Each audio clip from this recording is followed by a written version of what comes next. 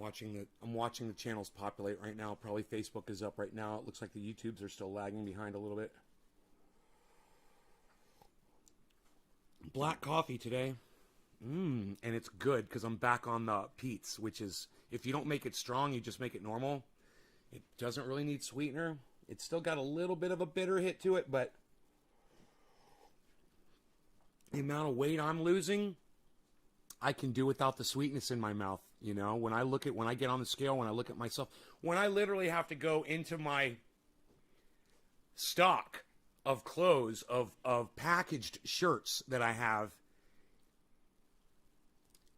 and in my office, and unwrap a fucking medium-sized shirt just so I have something that doesn't hang off of my body. This is a medium. This is a medium. Look at it on my arms. It's a freaking medium, man. I've worn double X's and triple X's before.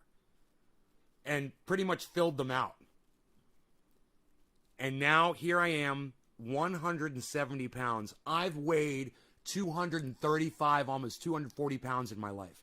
I've dropped over 60 pounds to get to where I am right now. Now, granted, that was over a period of years and years and years. But in the last few weeks, I've just dropped, you know, I don't know what, I lost count, 70, 16 pounds. Hey, Josh, why is there nobody else here? Okay, Josh, are you guys not getting notified that I'm live? Oh, well, it's fucking 7:10 right now, so everyone should know that I'm live, and everyone should be pulling up their YouTube apps right now just to make sure that I'm live, right? Because it is 7:10 right now. Josh said hi, and there's nothing else in the chat. Oh, there's Randy. Good news, it sounds like. Yeah, it's good news.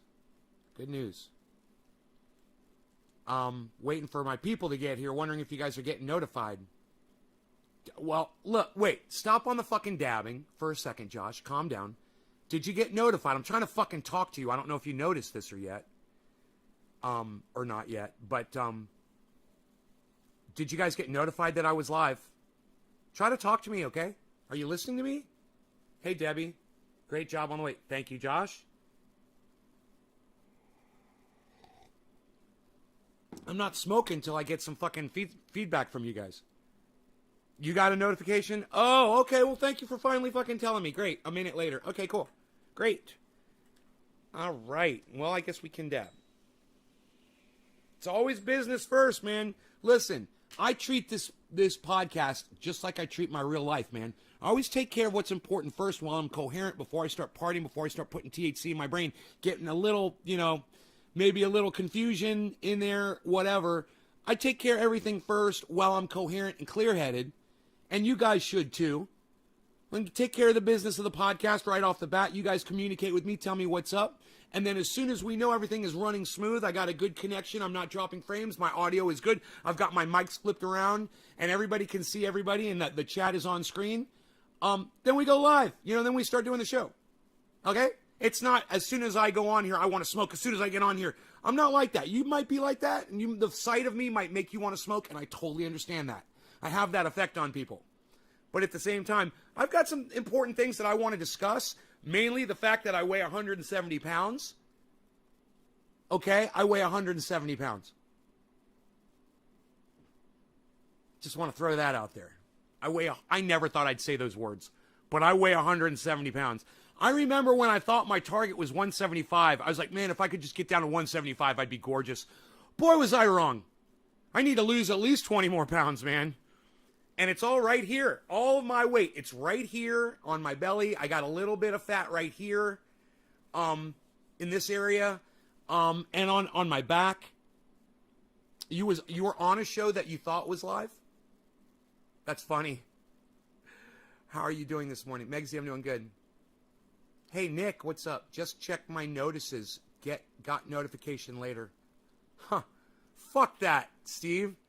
Josh, Nate, I'm 230. I'm going to get down to where you are. Hey, you're fucking 6 foot. How tall are you, Josh? Aren't you like 6'1" or something, bro?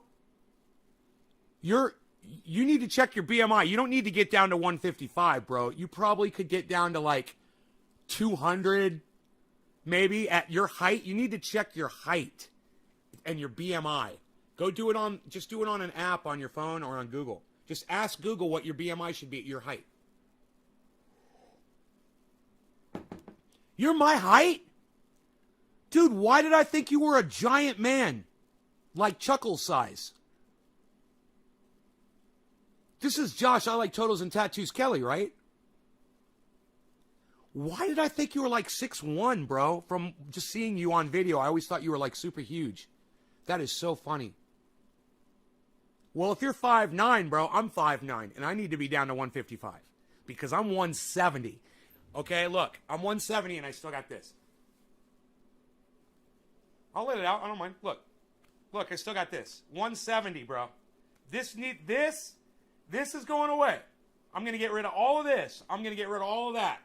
And yeah, ladies, see, yeah, I got muscles here now. Okay, I know. Don't get too excited, ladies. I love saying that. Calm yourselves, ladies, please, ladies. Calm yourselves down. I have 2 tattoos of you. Okay, this is Josh. I Like Totals and Tattoos Kelly. You're 5'9", man. I didn't know that. I thought you were like 6'1", bro. I thought you were fucking huge. I think it's because your camera's always down really low, and I'm like always looking up at you, and you just, it gives that appearance, man, you know? What size pants? I'm on 33s. And look at this. Look at this, guys. I'm on 33s. Let me undo my belt. Okay, watch this. Watch. I'm on 33s, guys. And look at my waist now. I got up to 40s, man. I was on a 40-inch waist. Yeah, I still have jeans that say 40 on them. This is a 33, guys, I believe. Look at this on me. I've well more lost than more than an inch. That's way more than an inch. This is like fucking A, bro. This is like 3 or 4 inches of fucking jeans here, man. Can you believe that shit? If I didn't have this belt on, these things would fall right off of me. And I'm going to have to put a new loop in my belt or go buy a new belt at the store, which I think I'm going to do. Because this one's just about had it, you know? I've never been a 40, but you're at a 36-inch waist. Well, I got fat, bro. Hey, Josh G and Josh Kelly. We got the Joshes here. Is Harley going to drink water out of the water dish? No. He never drinks water out of the water dish. Some 38, I will work on it now. Brother, I am telling you, what I found out about sugar this morning blew my fucking mind. I'm going to go over that later, okay? We're going to talk about the sugar thing. I already tweeted it. Those of you guys that follows Nays Garden on Twitter, then you already know. But we're going to, of course, cover that. We're going to cover both stories. You guys that are here now, stay. This is going to be a very interesting, enlightening, and educational show. You're going to have a lot of fun. We're going to get really high. Let me feed my cat real quick. I got the food out already. It'll just take a minute. And then we can move on with the show. There you go, Harles. Enjoy, buddy. I always rinse off the cat food dish before I throw it in the garbage. Always. Always rinse out the cat food before I throw it in the garbage. I remember I used to have this piano teacher. Her name was Mrs. Beck. And she had 3 cats in the house. And she used to use wet food to feed the cats. And that house smelled like cat food. It was so disgusting. It was the worst smelling cat food I've ever smelled in my whole life. And you'd walk into the house and within about 10 minutes or so, it's so prevalent in there that you just get used to it. You don't even think about it after about 10, 15 minutes. But when you first walk into her house, man, it smacks you in the face. And you're just like, this is disgusting. How can you live like this? Well, the fact is she doesn't smell it either because it's around her all the time. Well, it was around her. I'm sure she's not with us anymore. But I am here to tell you that ever since then, I was like, I'm never having that smell in my house. I don't care if my cat needs wet food. I'll figure it out, right? So I use wet food, right? and I rinse the fucking container out before I throw it in the garbage can. That's all. So there's no wet food laying around, you know, and the cat eats. I only put one dish in there at a time, so the cat eats almost all of it, so it's not laying around. And I don't refill it until he finishes it, so the house never smells bad. I don't like that smell. So anyway, that being said, let's move on with Kyle Kullinski here. Did a very good report here with let's go ahead. I'm going to start dropping frames if I don't get rid of the grow. So give me a second to do that. I can't have all this stuff running. Just wait till I get the processor, guys, okay? It's coming. Okay, I'll have the processor probably next week. The RAM is coming tomorrow. So this computer will have way more. They'll have double the RAM tomorrow. And I'm getting a fan. I'm getting a power supply tomorrow, too. So it's going to have a stronger power supply. That's probably not going to help our connectivity. But then the other 3 components will be here probably by Thursday. Or the other 2 components. I'll get the processor. And I'll get the video card. And we should be fucking screaming on this machine by then, because we're going to get an i7, and I'm running an i3. And I'm hoping that that's what the issue has been with my dropping frames, you know. I assume it's my satellite, you know, but who knows. Anyway, Kyle Kullinski is very revealing on this segment. I think he is a little intimidated by Saagar, because Saagar probably makes a lot more money than Kyle does. And I think Kyle Kullinski, you can just see his face, his attitude, his posture, everything. He just seems a little uncomfortable sitting there with Saagar on screen with him. It's not the same Kyle Kullinski. And that's telling about my boy. It's a little telling. He's suffering from little dick. You know, Saagar's confident and doesn't give a fuck about anything. And Kyle's just like, looks a little off balance in this. Really interesting new data on stimulus checks and how they made such an incredible impact on the lives of Americans. I mean, literally, Kyle Kullinski right now looks like he's in line to get a vaccination.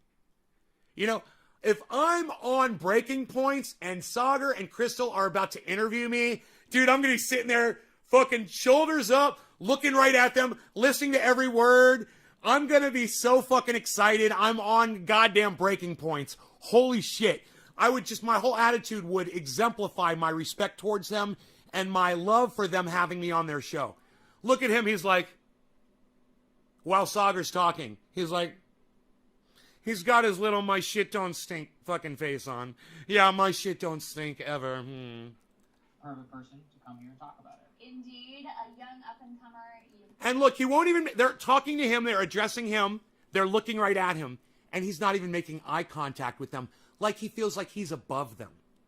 Like he's acting like he's above them. Holy shit. What the fuck is going on, Kyle? I thought you kept it real, bro, but you're fucking, dude, you got some serious fucking personality problems going on. You got some issues. May just be learning about the host of Secular Talk and also the co-host of a little podcast you might want to check out called Crystal, Kyle, and Friends. The one on one Kyle Kullinski. Great to see you, sir. Hello. I think they fucking Forrest Gumped his hair a little too close above his ears, right? He needs to stop cutting his own hair. He's really bad at it, number one. Number two, the Forrest Gump look on him, it really just demonstrates where his mentality has gone over the last few months. It's fucking perfect. He's like, marijuana, I smoke pot, marijuana. Fucking racist. Because everybody could clearly see under these bright lights the gray hair. Everybody knows I've been on YouTube since 2012. If you're not young. I've been on YouTube longer than Kyle Kullinski. Right? I've been on YouTube way longer than Kyle Kullinski. Go check out some of my old uploads. Like, you need to be in the nursing home, so we're sticking with you for you. Yeah. Maybe I'll meet you in the nursing home. Okay, listen to this. Listen to this, and I'm gonna turn it up, and I'm gonna clean the dog's ears really fast. Food shortages, 43% decline in gauge of financial instability, and 20% decline in anxiety and depression. I actually think this busts a lot of myths around how exactly money from the government actually can have such a substantial impact on people's lives. Well, you know what it reminds me of? It reminds me of that UBI study from Stockton, California. That's right. Yeah. where they tracked it very closely. Now, it was only $500 a month for that study, but the amount of the money that went to things that you would typically view as like a vice that people would look down on, like drinking or gambling or whatever it may be, if I remember correctly, it was about 2% of the money went for that, and the overwhelming majority went for like food, paying the electricity bill, Interview rent. clothes, yeah. Yeah, and a point that you made about that is there was a guy who really wanted a new job, a better job, but he couldn't get a day off in order to go interview for a new job, and getting that $500 made it so that he was able to actually go out and interview for a new job, and he got the job, and now he makes better money. And That's a great point that Kyle's making right there. So, the Republicans love to say that socialism and socialists, UBI is socialism, giving people money is socialism, and no one will want to work. Well, he's got an anecdotal story. One of the people who received UBI, that money allowed him to eat and keep himself housed and get gas in his car while he was driving around looking for a job. And that UBI allowed him to get a job. And now he's got a job because of the UBI. Now, fucking cuck-ass bitch Republicans love to say that that's just going to make people lazy and they're never going to fucking work and all they're going to do is sit home and spend all their money on gambling and lobster at the store and they're going to buy video games and they're never going to be productive members of society. Well, this one anecdotal incident shows that at least one person out of, I think he said 500 people in the study. It wasn't a lot of people, but one person at least took that money and ended up using that money to go get a job. Now, if one person out of 500, I wonder how many people out of, 300 million would do that. I'm sure more. And even though it's a small study and it's anecdotal, he makes a great point. One more point I want to make. There's a lot that this man says that I agree with. It's like 95%. And I used to say 99. 95% of what he says I agree with. I will still listen to him. I will still watch him. And I'll still recommend that you guys watch him too. But you guys know me. I don't care how much I like or love you or recommend you. When you fucking talk out of both sides of your mouth, when you fuck up, when you lie, when you obfuscate, when you change definitions, I will call you out on your bullshit. And Kyle's about to change the definition for corrupt at about 10 minutes into this video. Now, we're only 2 minutes in, and there's some other bullshit I want to cover in here, so let's keep listening. I'll speed it up for you, too. now he's much happier. So, listen, we've been fed propaganda for decades about how the government can't do any good, and if you give somebody a government check, you're basically fostering laziness. It turns out that's just factually incorrect, and most people have some sort of drive or passion to do something in some kind of workplace, whether they're an entrepreneur or they're working for somebody in a field that they want. And so this doesn't disincentivize work. If anything, it just, eases the burden and the pain and the hurt of living in a very rapacious... Smug way about him, Enoch. I pick up on that. But at the same time, he's always like... Right? And I pick up on that. But you know what? He makes so much sense that I don't even think about it. When someone is making sense, I don't care what their persona is, really. I want to hear what they have to say. Even Ben Shapiro, who is the smuggest fuck I've ever seen, the fastest talking, smuggest fuck I've ever seen. When Ben Shapiro speaks on guns, I shut up and I listen to him because he makes sense when he talks about guns. It's the only time Ben Shapiro ever makes sense. But I'll listen to him. Even as smug as he is, bro, it won't keep me from listening to the message. It was actually less than the bare minimum of what people should have gotten. And when you read the interviews that they did with people for whom this was life-changing in this New York Times article, they're like, I was able to feed my kids 3 times a day again. I was able to go get treatment for my cancer. I was able to get the electricity turned back on in my house. And it just makes you realize, for one of this small amount of money, you are miserating people. I wonder how you think it changes. Do you think that the fact that people got these couple of checks and we're able to see in a super tangible way, the government actually can make a difference in my life in a really simple and straightforward way. Do you think that ultimately shifts our politics in any way? Well, it has shifted our politics in the sense that the polls show that people are like, this is awesome, let's do more of this. Yeah. The support for universal basic income is through the roof. When not that long ago, 2 or 3 years ago, the polls were way under 50%. So the people have moved. But unfortunately, virtually every other issue in our politics, that doesn't necessarily mean that the federal government is going to move on that and stay in that position. Because, we could go through the numbers all day long. 70% support Medicare for all, 80% support raising the minimum wage to $15 an hour. The list goes on and on. When you look at stuff like gun reform, it's background checks are over 90%. But that doesn't necessarily reflect in terms of policy and what Washington, D.C. is doing, because they're representing big corporate donors, and they're really the last people who want these sorts of policies to be implemented. So really, it's among the people, we're in a social democracy. Josh G, you're it's a good opinion point that you make. At the same time, I got to tell you this. Have you ever really listened to Ben Shapiro's message before? Because that's what the jury does. They don't care how slick you are, how fast you talk. They're listening to the points you make. All Ben Shapiro ever does, Josh G, is cherry picks the points to bolster his confirmation bias. A lawyer can't win cases that way, Josh G. So once again, you're fucking lying to my audience, Josh G, with your stupid fucking opinion. Ben Shapiro would make a horrible lawyer. That's why he's a podcaster and didn't stick with law, because he couldn't fucking win any cases, bro. Guaranteed. That's why you'll see a lot of people that say, oh, I'm a lawyer, I've got a law degree. Yeah, why are you podcasting and you're making a pittance when you could be making fucking hundreds of thousands of dollars every year lawyering? Huh? Oh, because you suck as a fucking lawyer. I guarantee you Ben Shapiro would make a shitty fucking lawyer.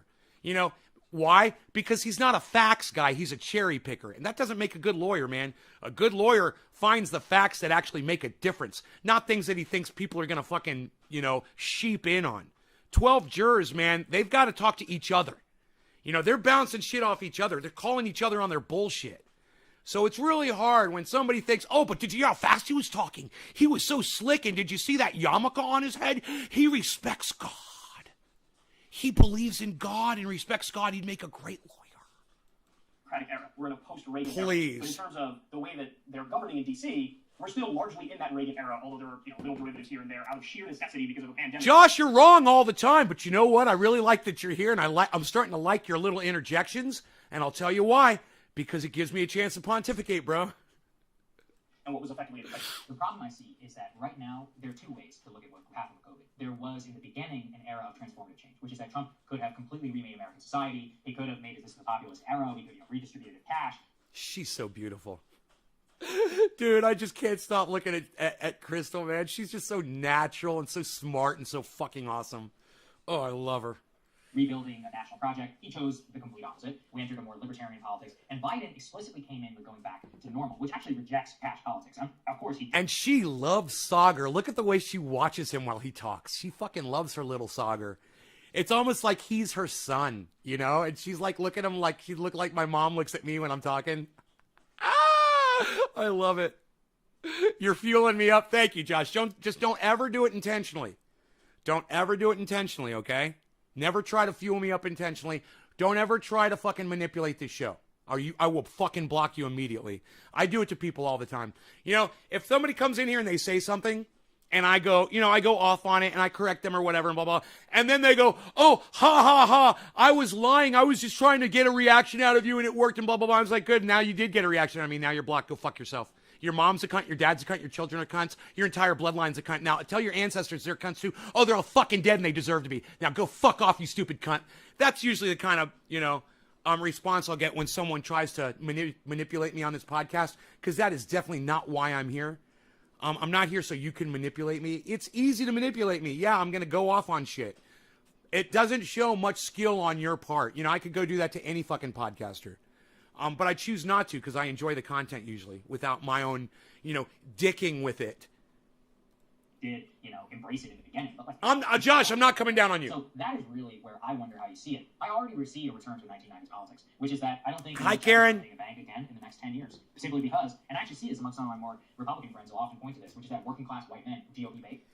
Sagar thinks he has Republican friends. Hang on, I don't know if Sagar's checked the color of his skin lately. Has he noticed that his skin is brown? Just so you know, Sagar, those people that you think are your Republican friends, they fucking hate you. They talk shit about your race behind your back, and they wouldn't have you over for dinner, motherfucker. Just so you know about your Republican friends, Sagar, you cuck bitch. Are the number one opponents, actually, of unassisted cash welfare. And what I just said, that's exactly what's going through Crystal's mind right now as he says my Republican friends. She's like, oh, Sagar, you sucker. Sucker in Jetty. Oh, my God. Uh-oh, I hit the wrong button. I do that sometimes. I'm sorry. Here we go. We're back. I do that sometimes. Sometimes I hit the wrong button. My bad. I hate, because that'll make me start dropping frames. And more. You could talk to your blue in the face about studies, and a lot of people just don't care. So I just don't know whether this changes politics or not. Right? Well, here's what I'm afraid of, and this is what I currently see unfolding. Let me explain to you what Sagar has learned how to do. when almost everything that you say is bullshit and you get pushback from it, you learn how to filibuster. You learn how to talk a lot about things that no one's going to disagree with. So you get talking time. That's all Sauger does most of the time. He finds things. Man, I was listening to Rachel Maddow this morning, which I never do, but I was in the shower and I had watched this and it came on next. So I just let the Rachel Maddow play. And when I listen to her, she does the exact same things. She fucking talks a lot about things that don't matter. So nobody can fucking can disagree with her. She's just telling you the facts of the situation, but she spends a lot of time doing it, so she gets a lot of talking time. She's getting paid like $30,000 an hour, some crazy amount of money. So she's a puppet, man. She's just like she's like an assassin. Hey, they do bad things, but they make a lot of money, so they're going to go out and kill people they don't know. Who knows if they've got kids? They don't care. They're getting paid a lot of money. She's an assassin. She's an assassin of the truth. A lot of people are, man. A lot of people are assassins of the truth. As long as you pay them enough money, they'll say whatever the fuck you tell them to say. Every single motherfucker over there at Fox News is an assassin. All these motherfuckers at CNN, they're all fucking assassins. They don't give a fuck what they're actually saying. They're just reading it off a page and they're doing the fucking narrative that the higher-ups are telling them to do. And the higher-ups are getting orders from Exxon and Big Pharma and the giant fucking real estate holders like Goldman Sachs. Anybody that you can see the war, big war, anybody that's advertising. I'm thinking of the commercials. You know, Big Poison. Anybody that all the medications that advertise, oh yeah, you want this, you want that, you want Xarelto, you want this and that. Those are the people that dictate the news that we get.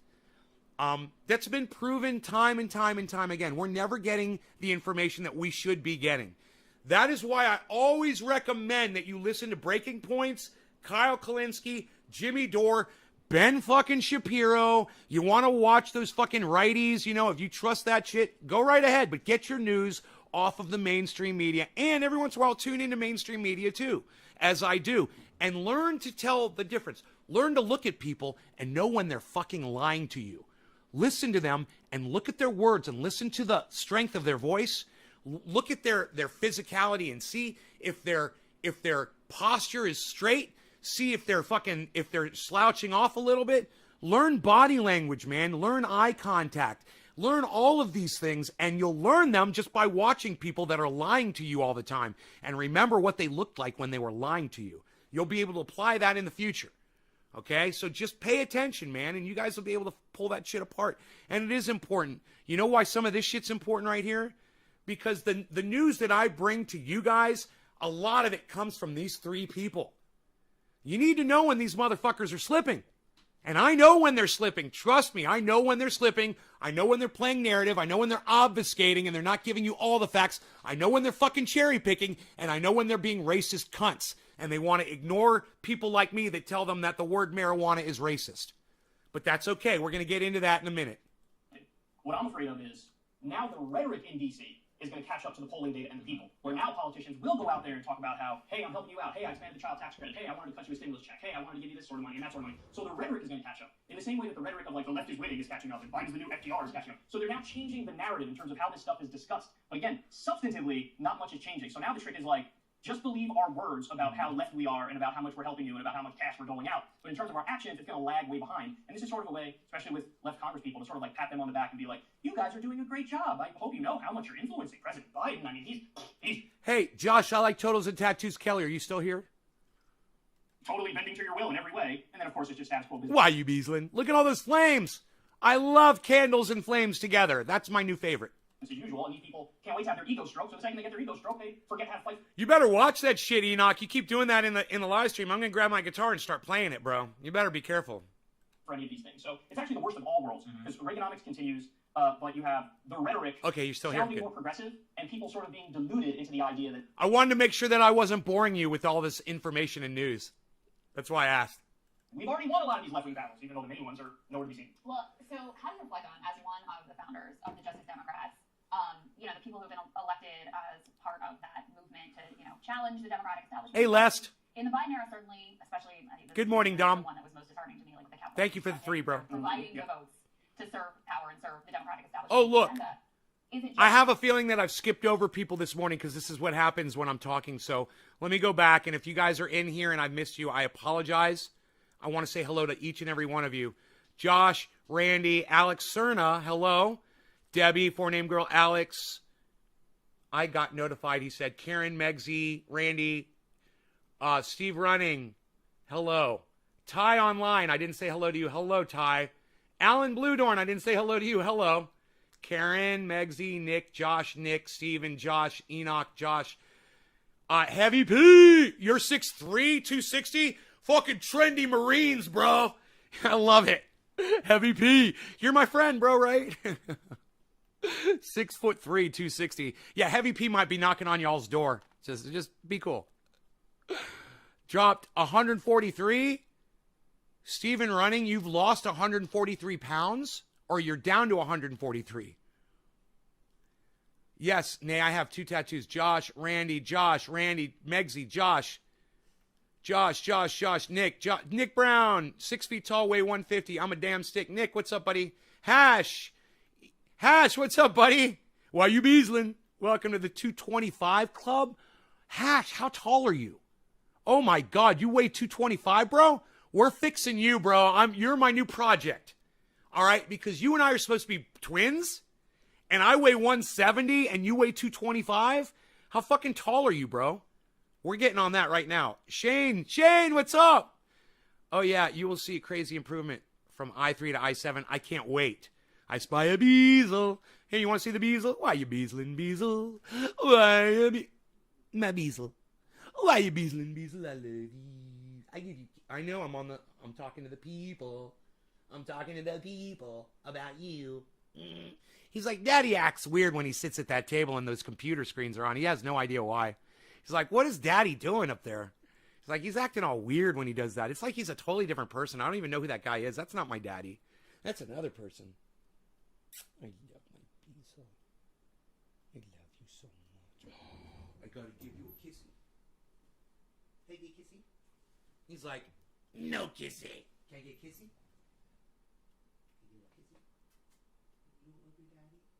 Rogie, do you love your daddy? Can I get kissy? Are you embarrassed? He's like, I don't do kissies on video. He's like, I know people are watching. There's nobody watching. It's just me and you, Beazle. You can give me a kissy. Kissy? No, I don't have something for you. I want a kissy. No kissy?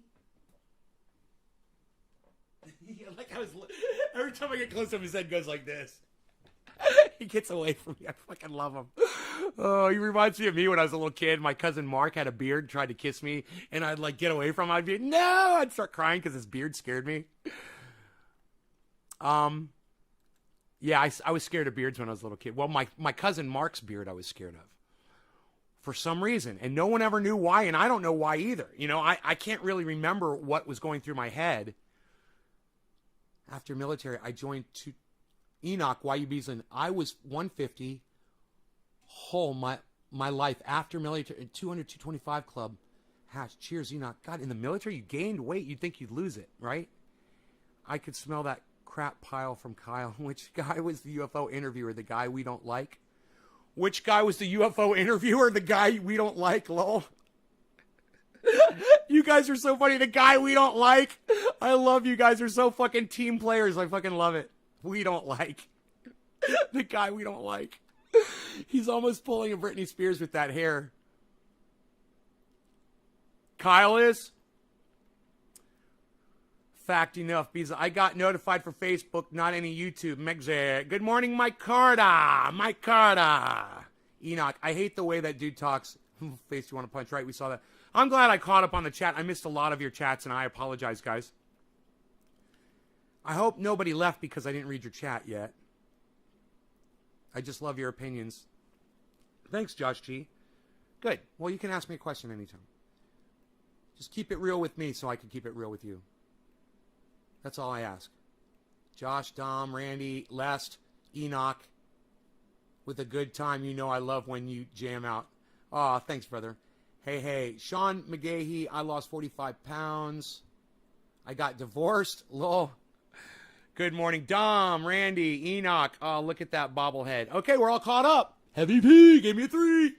I love that rhymes. All right, back to Sagar and Crystal and Kyle. Just that we need to keep trying in that direction, and eventually maybe Nina Turner gets there, you've got some leadership, or do you think that that model in general is just not workable or not a success? So I have ideas and preferences as to what I think is the best and what I think is more likely to work. But substantively, I think you really need to do an all of the above approach. And when I say that, I mean, yes, you have to still try to take over at least one of the two major parties. Yes, people who are trying for a third party route, even though I think it's largely fruitless and they're going to do terribly, I think they should still go down that path. And I also think effectively like almost anti-politics roles. Like, he got into a thing the other day with the guy who started the People's Party. And I got to tell you something. I don't like him. I don't like the guy who started the People's Party. He strikes me as one of those phony social justice-y kind of people that is only keeping it real because society is telling him to. It doesn't feel like he's reached any conclusions on his own. I'm talking about the People's Party guy, that scrawny kid. He doesn't seem like a leader. He seems unsure of himself. And I hate I got to just tell you right off the bat, guys, I'm going to be honest with you guys, and you might not like this, but I don't like how feminine the guy is. He strikes me as very effeminate, and I find that as a leader, somebody who has a leadership role just on a podcast, I find that weak. I find it a show of weakness, and I don't want to listen to anything he has to say with his little lispy, wispy voice and his very slight appearance. Now, you can say that I'm a racist. You can call me misogynist, or you could say that I'm anti-gay or homophobic or whatever, and I'm okay. After what I just said, I don't care if you say any of those things to me. I'm looking at him as a leader. I'm looking at him as somebody who's trying to pull people together and start a movement. And if you really want my honest opinion, motherfucker needs to step down and get somebody with a fucking ball sack or an actual vagina to run the goddamn movement. Not him. Because he's such a pussy. Okay? Now, you guys could come at me. You could be upset with me all you want. I don't give a fuck. Yeah, Nick Brana. That guy's name, Nick Brana. Yeah, I have a total problem with that his appearance, the fact that he's so slight in appearance, that he's so wishy-washy, and he's just he just seems like the kind of kid at the bus stop that everybody gets away from, and he stands by himself because nobody wants to be around him.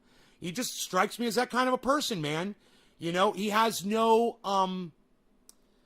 he's got no charisma. The man is charisma-less. And you're trying to fucking do a movement, bro? I mean, Kyle Kullinski's got charisma.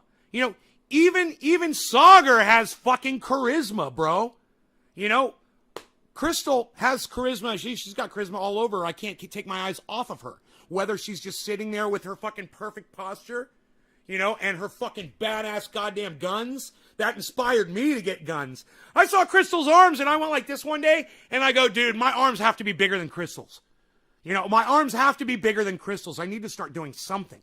She looks fantastic and she's got charisma.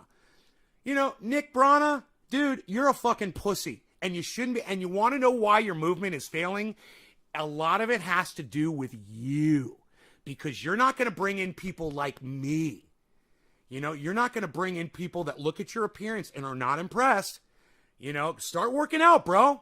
And start talking like a fucking man. You know, quit being a fucking wishy-washy, in-between, whatever you know, have you ever had sex before? Have you decided whether you're gay or heterosexual? You know, if you were full-on gay and you were proud of being gay and you acted full-on gay, which I think Nick Brana might be gay. You know, it's none of my business. But, you know, if you were just more gay, I would have a lot more, I'd have a lot more respect for you.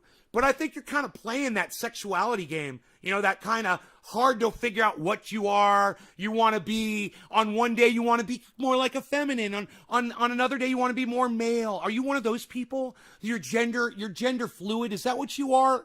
Are you gender fluid? And I think that's what it is. I think that's the term, gender fluid. And those of you who are gender fluid, hey man, you guys can be whatever the fuck you want. And if you're confused about your gender, I understand. But just remember, if you're gender fluid and you're trying to lead people, you're going to confuse the fuck out of them. Okay? I'm still an old-fashioned kind of guy. And you could come down on me and you could put this all over the internet and you could try to say I'm anti-gay or that I don't like women or that I've got a problem with femininity in men or whatever. Yeah, I do. When somebody's trying to lead me and he seems like a guy can just come over and push him over, you know, and fucking,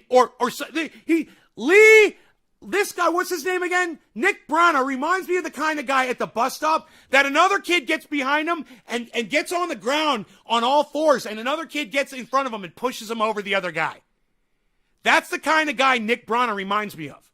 That's not the guy I want leading me. I mean, even I got some charisma. I can play the bongos while I'm sitting here telling you about. Even Bernie Sanders got fucking charisma, man. I love. He's like a grandfather figure. He's a leader figure. He's a father figure. He's fucking awesome. You know. Even Donald Trump has charisma. Yeah. Even Donald Trump has leadership qualities. I fucking hate him, and I hate his fucking leadership qualities, and I don't like them, but at the same time, he's got leadership qualities. He understands how to command a room of people. He understands how to keep your attention. He understands how to promote shit.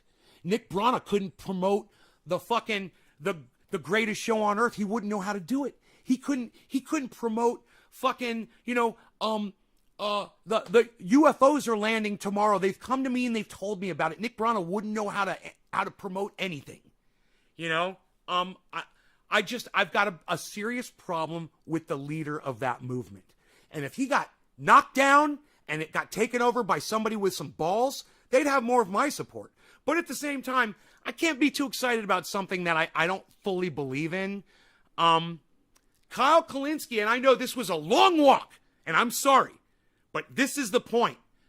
Kyle Kullinski says the same thing. He's like, hey, Nick, I support your movement, I really do. I just don't think you're going to fucking do anything with it, bro. I think you're wasting your fucking time. I'm not telling you not to do it if that's what you're passionate about. I'm just saying, hey, man, I think the Democrats and the Republicans are going to be way more established in 10 years than your People's Party. I don't think, and that's another thing that I didn't like about it, the fact that it was called the People's Party. It reminds me of something from Russia. The People's Party. Okay, comrade from Russia. You know, we're all going to call ourselves comrade and act like we're Russians and call ourselves the People's Party. I don't know, man. It completely rubbed me the wrong way. But then again, I'm a dinosaur, and I can remember when Russia was actually our enemy. When we considered, well, they painted Russia to be our enemy, and I believe that narrative, and I still have some of that. So, yeah, I don't want to be part of something called the People's Party. It's fucking stupid. Led by Nick doesn't know what fucking gender he is, Brana. Let's move on, shall we? Does anybody know what gender Nick Brana is? Seriously, I really don't know. I'm just kind of curious. Because if he was gay and he's acting that way, I'd have way more respect for him. Way more. It's just, I don't know. I mean, if you're gay, I want you to act gay. Seriously. If you're a gay man, you know, I want you to act like this, and I want you to lisp, and I want you to put your hand up like this, and I want you to flirt with men that are heterosexual and say, oh, you're so sweet, you're so funny, and I want you to be real. Is that how you feel? Keep it real. Are you hiding your homosexuality from us, Nick? We can tell, man. You're a phony. I don't like it. Be gay, bro. If you're gay, be gay, bro. Let it out. Get out of the fucking closet, bro. Just be yourself, man. That's all I'm saying. Where the fuck is my chat at? Are you guys not inspired by this? Do you guys disagree with me? Do you agree with me? Anything? Do you want me to keep talking? Do you want me to fucking shut the live stream off? What? Is anybody here? Is anybody here at all? I've literally been talking since... Oh, hi, Shelly. 8 minutes. Not a single chat's come through in 8 minutes. You guys know how I feel about that shit. You agree with me? Okay, that's good. I'm glad you agree. Thank you. Work too. I mean, that's good to know. It's good to know that my fucking audience agrees with me. Let me know. Let me know when you fucking agree with me. All right? Give me some goddamn kudos over here. Nobody else is talking. Who else is going to call Nick Brano out on his fucking sexuality on the internet? Nobody, because they're all pussies and they're scared to. We're not allowed to discuss gender. Fuck you. You're going to be a leader of a movement. We're going to discuss it. Where you got directly involved building unions, some sort of general strike, large protest movements, fighting on specific issues, even at the state level and the local level. I think that's the path forward. In terms of grading Justice Democrats and how they did, I think they've been a miserable failure. And the reason I think they've been a miserable Now, Kyle Kullinski and Cenk Uygur created the Justice Democrats. They include AOC, Rashida Tlaib, and a few others. And the whole point was to go there, disrupt what's going on in politics in Washington, so the left can start getting some of the things and the independents can get some of the things that they fucking have been asking for. Medicare for all, UBI, cannabis legalization, all of these things. That's why Kyle created the Justice Democrats. What Kyle found out the hard way was anytime you send anybody to Washington to do your bidding, they get bought off by big corporations, they don't do your bidding, and they give you the big finger and they make you look like an asshole. Now, Kyle's been made to look like an asshole, and the whole goddamn internet community is jumping on him, me included, for being a sucker for so long. And now he's finally seeing that the sky has fallen, and he's finally owning up to it. failure is because I know, as a co-founder of Justice Democrats, the whole idea was you are going to be a Tea Party of the left. I want you to hold the Democratic leadership just as accountable as you hold the Republican leadership. Which they never did, and they went there and they started calling Nancy Pelosi Mama Bear. Oh, Mama Bear. Oh, I love Mama Bear. Mama Bear does this for me. Mama Bear scratches my back when it itches. Mama Bear's hooking me up with all the big corporations. Mama Bear's making me wealthy. I'm driving a Tesla. Oh, AOC's driving a Tesla now, everybody. Yeah, great. Good for you. Because famously, John Mayer hated the Tea And can I just say this? Cunt. Party just as much as he hated the Democrats and hated Obama. They drove him out of Congress. That's exactly right. So He wrote a book 10 years later being like, screw you. They don't even have the correct strategy being implemented right now. It's not even that they're doing the strategy I want and they're doing it poorly. They're just not even doing the strategy. If they were doing the strategy, they would find maneuvers they could use. Like, for example, That's because all politicians are bad, folks. Every single fucking politician out there is bad. If they want your vote, then they want money from corporations. They don't want to do your bidding. They just see an opportunity to make themselves wealthy, and they couldn't give a fuck about you. Kyle is still struggling with this because he's still political. And so is Jimmy Dore, and so is Ron Placone, and so is Graham Elwood, and so is Lee Camp. Wait. Just wait for it. The day is going to come when they're no longer political, when they realize that they've been wasting their breath and their time and their audience's time, and they're going to realize, look, man, we need to let go finally. We have to cut our losses with politics. And we got to start looking towards Nay's Garden for guidance on living off grid. We need to start learning how to live our lives independently from the government, because the government's not going to do anything for us, because even the people that we put in, that we install, are getting bought off and ignoring us. They're not doing our bidding. So what do? You go off grid, you learn how to live off grid, you learn how to support yourself, you learn how to build structures in communities, doctors, hospitals, everything that you're going to need without the government, infrastructure building, home repairing, all of that, road building, all of that shit, and you get it handled locally, and you get people to come move into your area. You attract other people with those skills that you need. Let's say you're in a county like mine and you don't have a brain surgeon, so you seek one out and you say, hey, if you come here, you're going to have chickens, you're going to have food, we'll give you a house, we're going to put you up. If somebody needs brain surgery, we need you here to perform brain surgery. Here's shit like that. We're like, well, where are you going to get brain surgery when you need it? Well, this is how. There's ways to figure this out. And as long as people like Kyle Kullinski and Rising, the kids over there, Crystal and Sagar, Breaking Points now, are focusing on manipulating politicians instead of manipulating their own lives to the point that you can survive on your own without the government, boy, oh boy, we are taking so many steps backwards with these people right now. The reason why I'm watching them is because millions and millions and millions of people are watching all of these people that I have mentioned, okay? Graham, Lee, Ronnie, Jimmy, Kyle, Sagar, Crystal, and so many more that I haven't mentioned, even Jackson, all of these people. They've got millions and millions, and I have to get through to them if I want to reach millions and millions of people, because I only have 20 people watching my show at a time. And that is fucking pathetic. At the same time, I'm used to it. But The message is here. It's available. And if you guys agree with me, if you agree that Kyle Kullinski, Sagar and Crystal, the Young Turks, Jimmy, Ronnie, and all of them are wasting their time trying to get politicians to do their bidding, and they should instead start shifting their focus over to how to live off grid, away from the government. If you think that's important, then there's something you can do about it. And you guys know what. I'm not even going to tell you what. You guys do your stuff. And here's the message. So let's keep going. Example, there's enough of them to block all legislation. Right. Why don't you block all legislation and say, I'm not going to stop blocking it until Joe Biden takes out his pen and legalizes marijuana through executive order, because he can do that. I'm also going to say... He said marijuana. Kyle, you're a fucking racist. Let's listen to Kyle be racist over and over again. Let's slow this down. I want you to hear Kyle be a racist, okay? This is Kyle intentionally using a word that he knows is fucking racist. Legislation. Right. Why don't you block all legislation and say, I'm not going to stop blocking it until Joe Biden takes out his pen and legalizes marijuana through Racist. And legalizing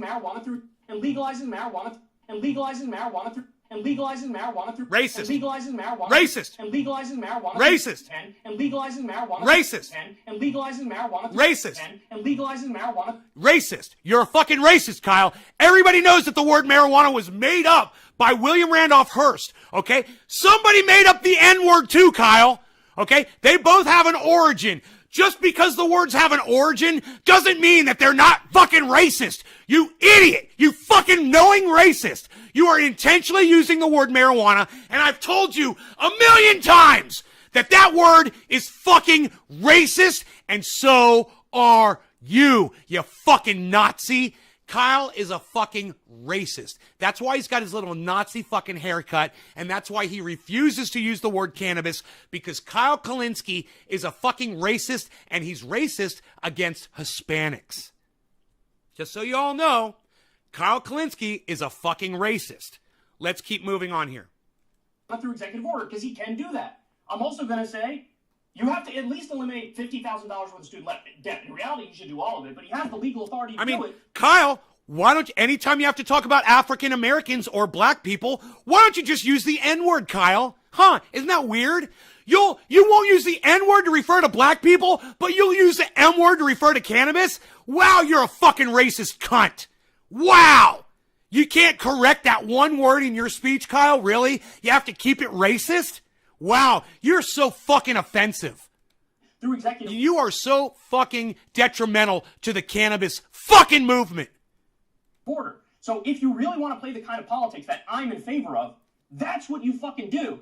I like that he's cursing. That's what you fucking do. Yeah, curse, bro. Curse. That's what I taught you to do fucking 10 years ago. And it's about time you're letting it all go. And you know why he's cursing? Because he's not on the Kyle Kullinski show. He's on what's it called? Not Rising. I forgot.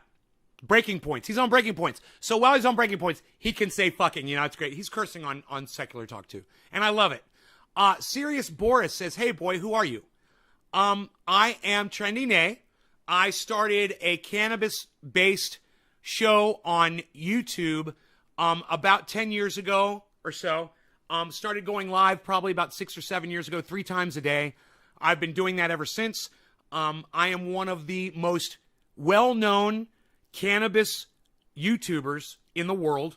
And my channel has been since taken down and then reinstated by YouTube. And I've been fighting the algorithms ever since. Fighting the algorithms and my attitude and my cursing that people get so turned off by. But I can't help it because that's what I do when I get angry. And I curse a lot, And so I get algorithmed. But I guarantee you this, Serious Boris, you come in here, you watch this show, you're going to find me to be the realest podcaster that you've ever seen. I call everybody out.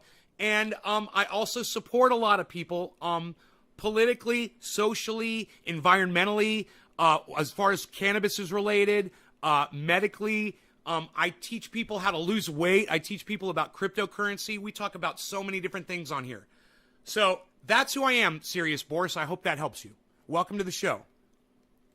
Because guess what? Even if the media attacks you, and they're going to attack you, you can fucking fight back. These people are scared of their own shadow. Like, oh my God, CNN came after me. Their -8 fans are gonna hate me. I don't give a fuck. Fight back. Say, I'm fighting for the people. I remember when the Tea Party was willing to hold up the... Do you see Crystal going, he's already said fuck 3 times. We're going to get algorithmed.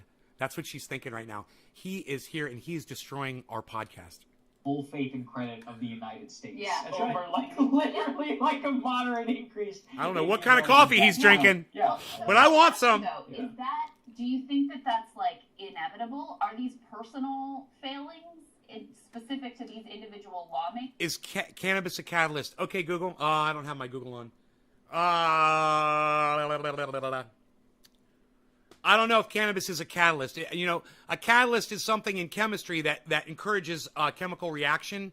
So I guess it is, because when you take cannabis into your body, I would say that the THC is a catalyst because it connects to your, I'm just doing this, guys. I'm not a scientist.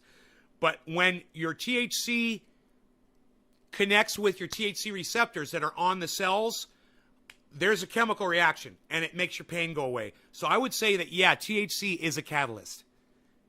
And I would say that all of those things that are in the entourage effect that are in cannabis serve as catalysts as well. They are mechanisms for transporting and delivering that THC to your cells.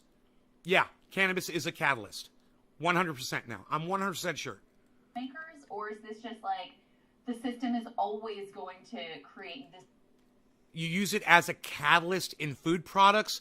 I don't know what you mean by that. I don't know about using it as a catalyst in food products. You would use milk or oil, Brian, as a catalyst to extract or to liquefy or emulsify, right, the THC.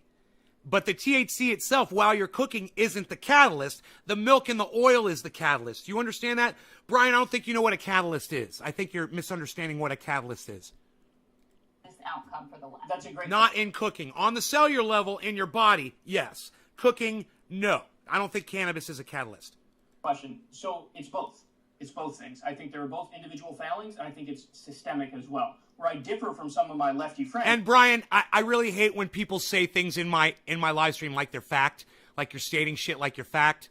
I hate that shit, bro. So please don't do that. If you don't know what you're talking about, don't say, yes, sir, and act like you know what you're fucking talking about. You don't know, bro. Are you a fucking chemist, Brian? Who are you? Is that a lot of people like to argue that, like, Alexandria Ocasio-Cortez and Ilhan Omar and fill in the blank with whatever Justice Democrat, they're now corrupt. Just Hey, Nay, yesterday you said you have billions of dollars. No, Julian, yesterday I said I'm a millionaire. But, okay, you may have misunderstood. You may have misunderstood the B and the M. That's okay. Yeah, I'm a millionaire, bro. What's up? Did I get it from my Jewish lineage or am I self-made? How do you get millions of dollars from your Jewish lineage? How does that work exactly, Julian? How does that work? Let me know. It's like Nancy Pelosi. No, words have meaning. The word corrupt means something very specific. You're taking money from certain donors and you're doing favors for them. Corrupt means something very specific. You're taking money from certain donors and you're doing favors for them. Meaning. The word corrupt means something very specific. You're taking money. Notice how Kyle Kullinski starts to look at the camera, and then as he lies about the definition for corruption, he has to look away because he's not a very good liar. Now, I'm going to play this in slow motion, and I want you guys to notice as Kyle looks away as he lies to you. He's literally going to look away from you as he's telling you the lie. Nancy Pelosi. No, words have meaning. And The word corrupt means... what's so funny is that he says words have meaning. He's literally just setting up this fucking whole lie. Yeah, Kyle, words do have meaning, and you're about to give us an incorrect definition for corrupt. He's not going to, and this is what my dad used to tell me. He's like, okay, you're giving me half the truth and you're not going to give me the whole truth. You're a fucking liar. You're a fucking liar. So if you take a definition... if you take a definition for a word, you said you received the warehouses from inheritance. No, I didn't, Julian. I didn't. See, you're misunderstanding me, Julian. My parents are still alive. I never said I received the warehouses from inheritance. What I did say was that when I was younger, My father asked me if I had any money, and I had about $5,000 in the bank at the time. And he said, would you like to invest that $5,000 in a single share of stock with my warehouses?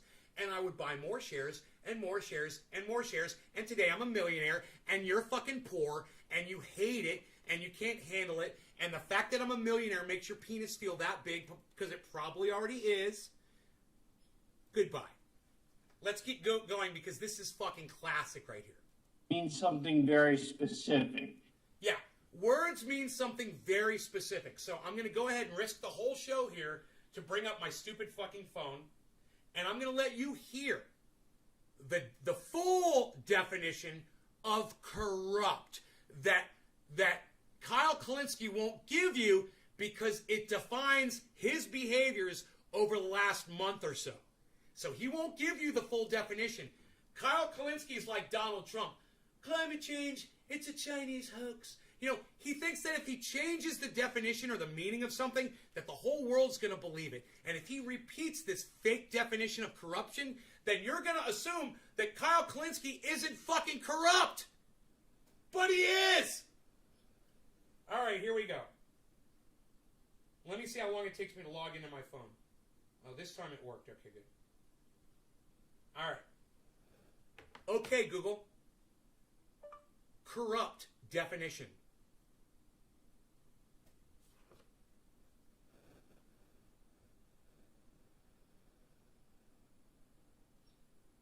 Fucking cunts.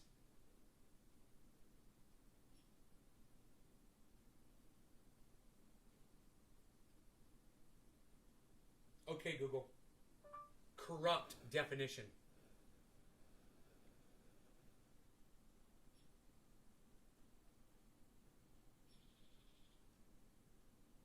I have such great bandwidth here. I'm sure your phones have already read it out twice, right? Okay, Google. You're a dumb cunt.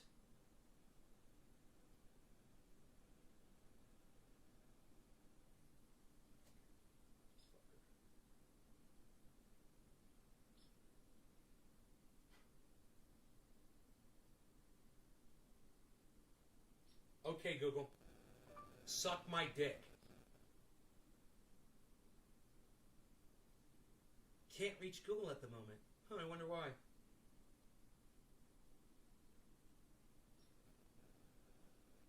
C-O-R-R-U-P-T,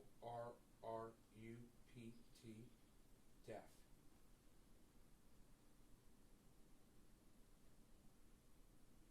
Corrupt. Having or showing a willingness to act dishonestly in return for money or, what's it say? What's it say? Or, what? Personal gain. I'm going to put that right over Kyle's head. Personal gain. Money or personal gain. Oh, Kyle, you might not be getting money from the Young Turks, but by you defending Anna Kasparian and lying for her, you're definitely getting personal gain. You fucking lying piece of shit. All right? That is not the definition of corrupt. And you are a fuckstick for thinking that someone like me is going to let this slip. He's literally lying to everybody, trying to say this is what corrupt means, when all of you literally have the ability to pull up the definition of corrupt on your fucking smartphones.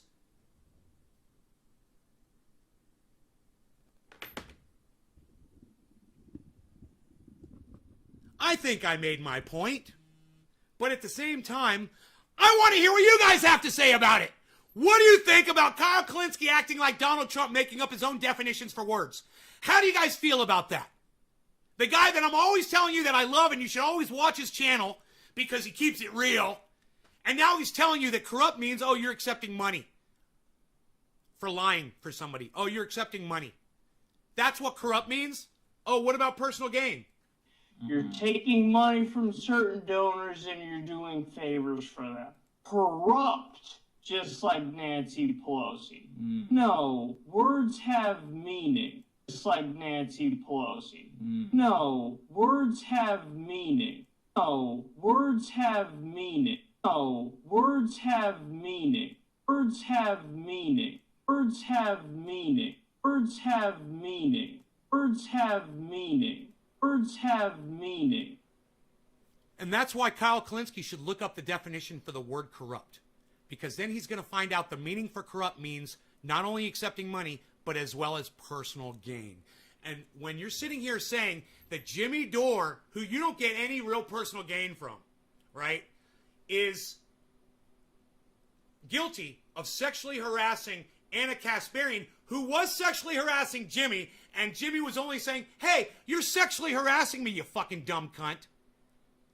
And for you to spin that narrative into somehow Jimmy is sexually harassing a harasser, you're gaining your status with the Young Turks, who you view as to be more powerful with their big 5 million subscribers.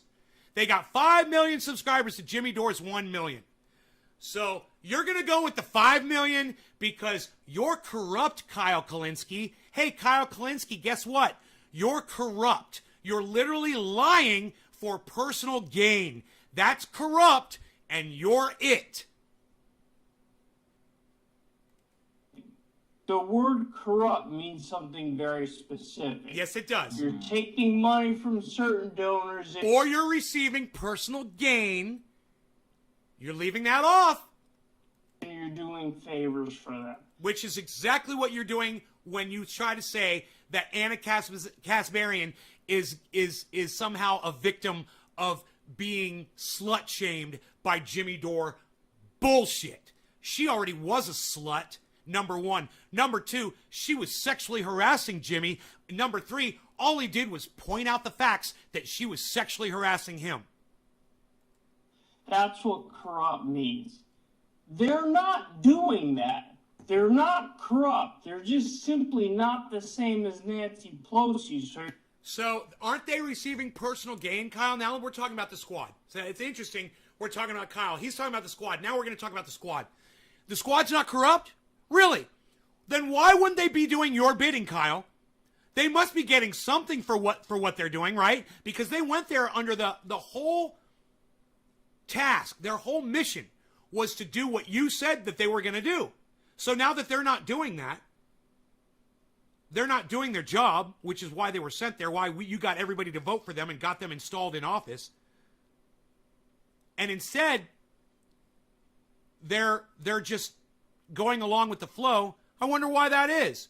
Well, maybe they're not getting money, but maybe they are receiving personal gain. And now, Kyle, you can understand yourself what the definition of corrupt means. You can be accepting money or you can be receiving personal gain, Kyle Kullinski. I'm smarter than you, Kyle, because I know the definition of corrupt and you don't. I win the test and you fail the whole goddamn year, man. You fail the fucking semester, bro, and I win the test. So you guys should all be watching my show because I know the definition of corrupt and Kyle Kullinski doesn't. Not that any of you watch his show anyway. Even though I beg you to, and I know you won't, because you guys are great. I know, you guys are like, dude, we're not going to watch him. He's fucking corrupt. I love you for that. I do. You want to get the information right from me. I'm going to start listening to y'all. I'm going to start realizing that really, you guys might be right. I love that you guys have the ability to go check my sources, and I want you to. But if you want to take my word for it, you want to treat me more like a cult leader and just take my word for everything, I have enough confidence in what I'm telling you that even when I'm wrong, it's not going to be that bad of a deal when I get things wrong because somebody's going to come along and point it out, and I will always admit it if they can show it to me. I will always be along. Jewy Tenpenny. All right, I'll answer this question, Jewy Tenpenny, before I block you from my live stream.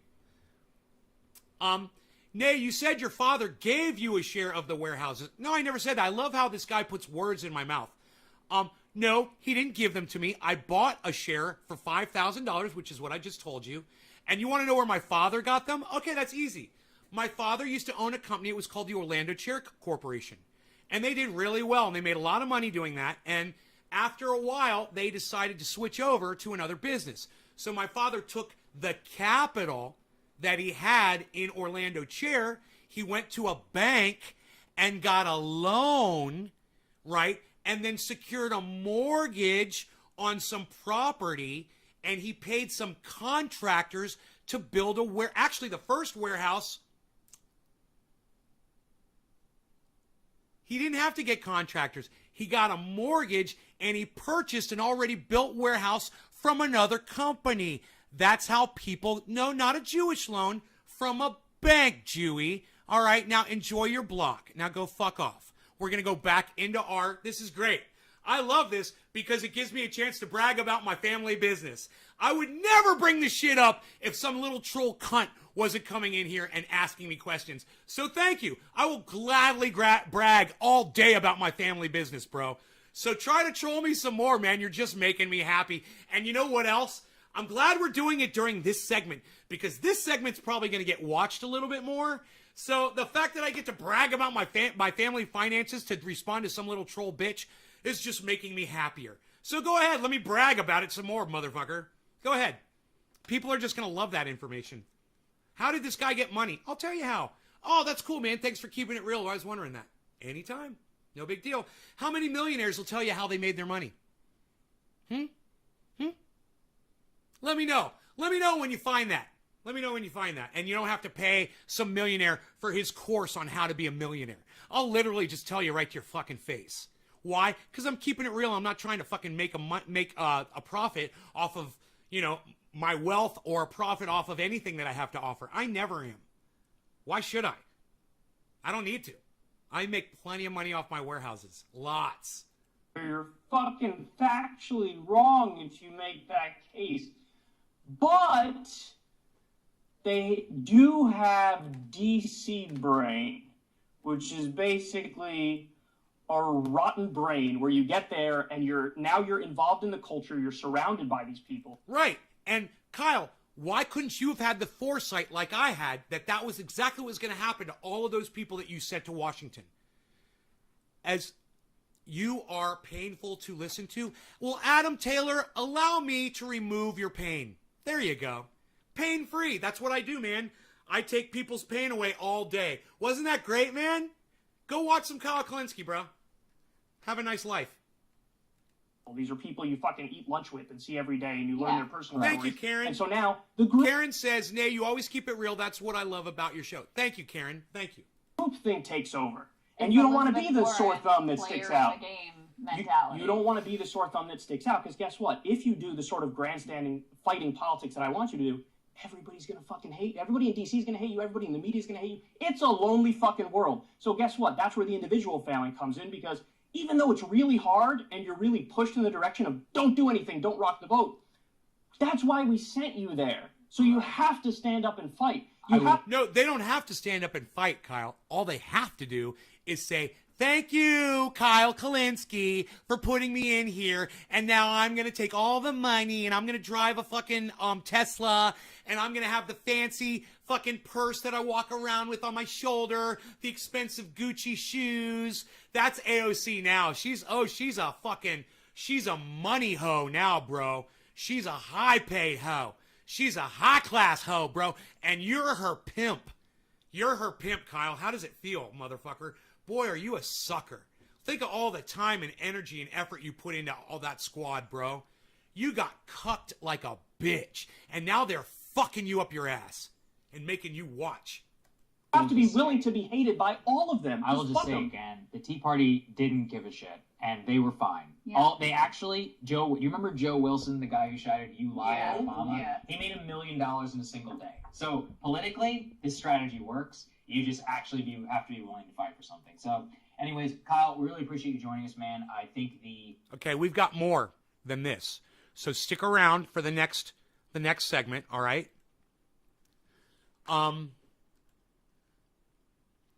There's a doctor.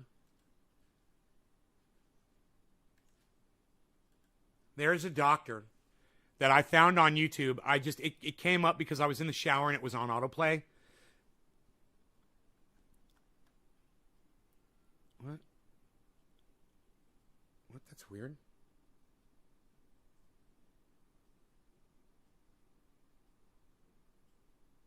What? That's weird.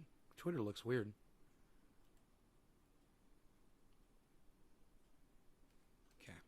Okay.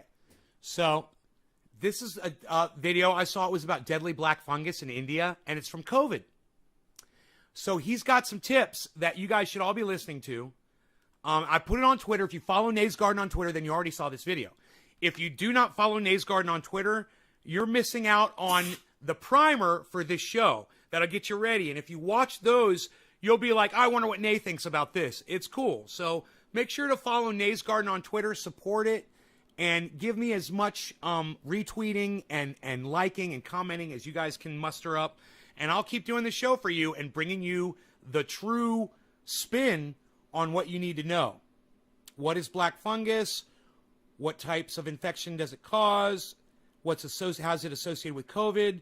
Why is this black fungus outbreak mainly happening? What are the symptoms? Okay, so right here, why is this outbreak happening? I think this is where we want to go from. Black fungus outbreak mainly happening in India. Well, one reason is related to the swelling number of COVID cases, in addition to the liberal use of steroids. So let me tell you this. He's talking about a side disease that people with COVID are getting. It's called black fungus, and it is horrible. You ever seen black mold inside your house, and you know how devastating that is? Think about the exact same thing. It's like black mold inside your body, right? And you can't just scrape it off and get rid of it, man. It's really bad shit. It killed somebody already, too. I don't know how many deaths, but somebody's already died from it, and a lot of people are getting it. It's fucking scary, and I want you to check it out. But there are likely other factors as well. Sometimes there are mucormycosis outbreaks in hospital settings. These outbreaks have been linked to adhesive bandages, wooden tongue depressors, hospital linens, negative pressure rooms, water leaks, poor air filtration, non-sterile medical devices, building construction, but also oxygen face masks and humidifiers help people with COVID-19 breathe easier and they deliver oxygen to their lungs. These devices can make it easier for the black fungus to invade the sinuses and cause infection. The majority of infected people have diabetes and have recently recovered from COVID-19. So according to recent reports, 85% of people with mucormycosis also have diabetes. Of the 220... What do people with diabetes have in common? Initially diagnosed, 212 were COVID-19 positive. 29 were not given steroids. 12 were considered to be immunocompromised, and 21 had another medical condition. The symptoms of mucormycosis depend on where the fungus is growing in your body. The most common site of infection in patients recovering from COVID is the sinuses and the brain. The symptoms would then be similar to those of a sinus infection, so facial swelling on one side of the face, headache, nose or sinus congestion, black sores on the bridge of the nose or the roof of the mouth, and fever. So the black sores are a feature of black fungus and are not usually found in more typical bacterial and viral sinus infections. As the infection gets worse, these symptoms can progress to blood-tinged, runny nose, bulging eye, difficulty fully closing the eyelid, difficulty moving the eye, visual problems, and black pus draining from the eyes. When the infection involves the skin, there are blisters or ulcers that may eventually turn black. You may also experience pain, warmth, redness, and swelling around that area of infection. These are signs of inflammation which indicate that your immune system is fighting the infection. As a skin infection... I'm going to go back. I want to find this one part. I don't know where it is. Poorly controlled blood sugar are more likely to develop It might be right about here. Go into the sinuses, which are air chambers found in the facial bones. Sinuses are air pockets that serve to lighten the skull, provide resonance for speech, and moisturize and warm the air that we breathe. The infection can spread from the sinuses to the brain or the eyes. People with diabetes who have poorly controlled blood sugar are more likely to develop a black fungal infection of the sinuses. Listen. Same for those who've had a kidney transplant. Lung mucormycosis is most common in those with a very weakened immune system. Dude, I don't know where he talks about it, but we'll get to it. We'll find it. It's in here somewhere. I'll put him on fast, and we'll find it, because it's only a 10-minute video. After having cancer treatment or an organ transplant. Skin mucormycosis develops when the fungus enters the skin through a scrape or cut in the skin, and this is the most common type of black fungus infection in people who have a healthy immune system. Disseminated mucormycosis occurs when the infection spreads throughout the body via the bloodstream. The fungus invades the blood vessels, reducing blood flow to organs and tissues supplied by these damaged blood vessels. Now, when that blood flow is decreased, the tissues can't get enough oxygen and nutrients, and then they start to die. Dying tissue turns black. Black fungus grows well on dying tissue. After passing through the blood, the fungus usually affects the brain, but it can also affect the spleen, heart, and skin. An opportunistic infection takes advantage of you when your immune system is weak. We use steroids like dexamethasone, aka Decadron, to treat sicker people with COVID-19. When COVID-19 gets into the lungs, meaning COVID pneumonia, the immune system is stirring up this crazy amount of inflammation there, which can do a lot of damage. So we try to minimize that inflammation with steroids. Sometimes, for very severe COVID pneumonia, we also give a drug called tocilizumab, which also makes the immune system weaker. Unfortunately, this can lead to black fungus infection, not just because it suppresses the immune system, but also because steroids increase blood sugar levels. And fungal infections love sugar. Sugar is their go-to for nutrition. People with Boom! 440. There it is. I found it. I'm so happy I found this. All right? Everybody listens to this over and over again. infections love sugar. Infections love sugar. Fungal infections love sugar. Fungal infections love sugar. Fungal infections love sugar. Fungal infections love sugar. Fungal infections love sugar. Fungal infections love sugar. Fungal infections love sugar. Fungal infections love sugar. That's anything that's on a fungus, anything that's fungus related, right? Athlete's foot. I've stopped eating sugar. Does that mean I'm going to stop getting athlete's foot? You know, I've gotten it maybe twice in the past 10 years. Athlete's foot, maybe 3 times in the last 10 years. But I always use triage oil to get rid of it, and it goes away within a day or two. Now, I wonder if I never put triage oil on my toes again, if I just stop getting it because I'm not eating sugar anymore, it'll be interesting to find out. But that fact right there, fungal infections love sugar. You guys, I'm telling you to stop eating sugar, and we're finding out that even the kids over there at the Branch Davidians, the goddamn cult over there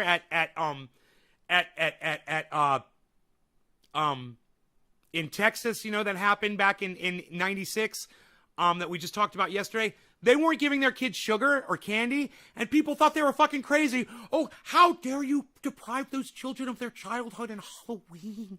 Those kids should be eating sugar and Mars bars and chocolate, and why aren't you giving them candy corns and all the good sugars that children love to eat? Those fucking Branch Davidians were smarter than us.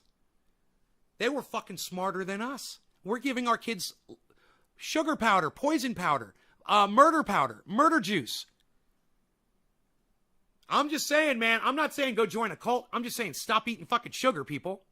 You know, cults don't stop eating sugar because they want to all die. They stop eating sugar because they're sick of the government having control over your medical fucking, they don't want people going to the goddamn hospital. And I don't blame them. If you stop eating sugar, you get healthier, man. Stop eating the sugar. Stop eating the murder powder. Stop drinking the murder juice. Who's got a soda next to them right now? Who's got a Coca-Cola? Who's got an open Sprite next to them? Who's got fucking cookies nearby? Who's got goddamn, hidden sugar and all those other foods that we have? Who's got high fructose corn syrup nearby? Who's got hydrogenated oils nearby? You're addicted? Way to go, radical. That's how you start, bro. That's how you start, man. You got to admit it.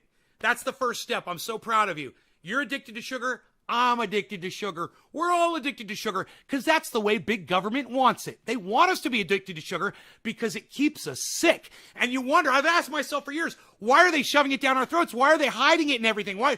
Because it's making us sick. Well, why do they want us sick? Because the medical industry controls the government. And the sicker we are and the more sugar we eat, the more money they make. It's that simple. There's nothing else there, guys. It's that simple. They are psychotic. The people that are in charge of shoving high fructose corn syrup and sugar down our throats, they're fucking psychotic. What we should do is hunt them all down and execute them in fucking public executions. That's what we should do. Mad mobs of people roving the country looking for these executives from these companies that are doling out fucking sugar down your children's throats. We need to execute those motherfuckers. Hang them up high. So everybody can see what we do when you try to murder us. Fuck you. We gotta fight back, man. Sugar is their go-to for nutrition. People with uncontrolled diabetes have higher blood sugar levels, which helps the fungus grow and flourish. There you go. There you go. And it's just not me speaking facts. I'm usually parroting somebody who's way smarter and higher educated than I am. Hirely. I'm making up my own stupid word.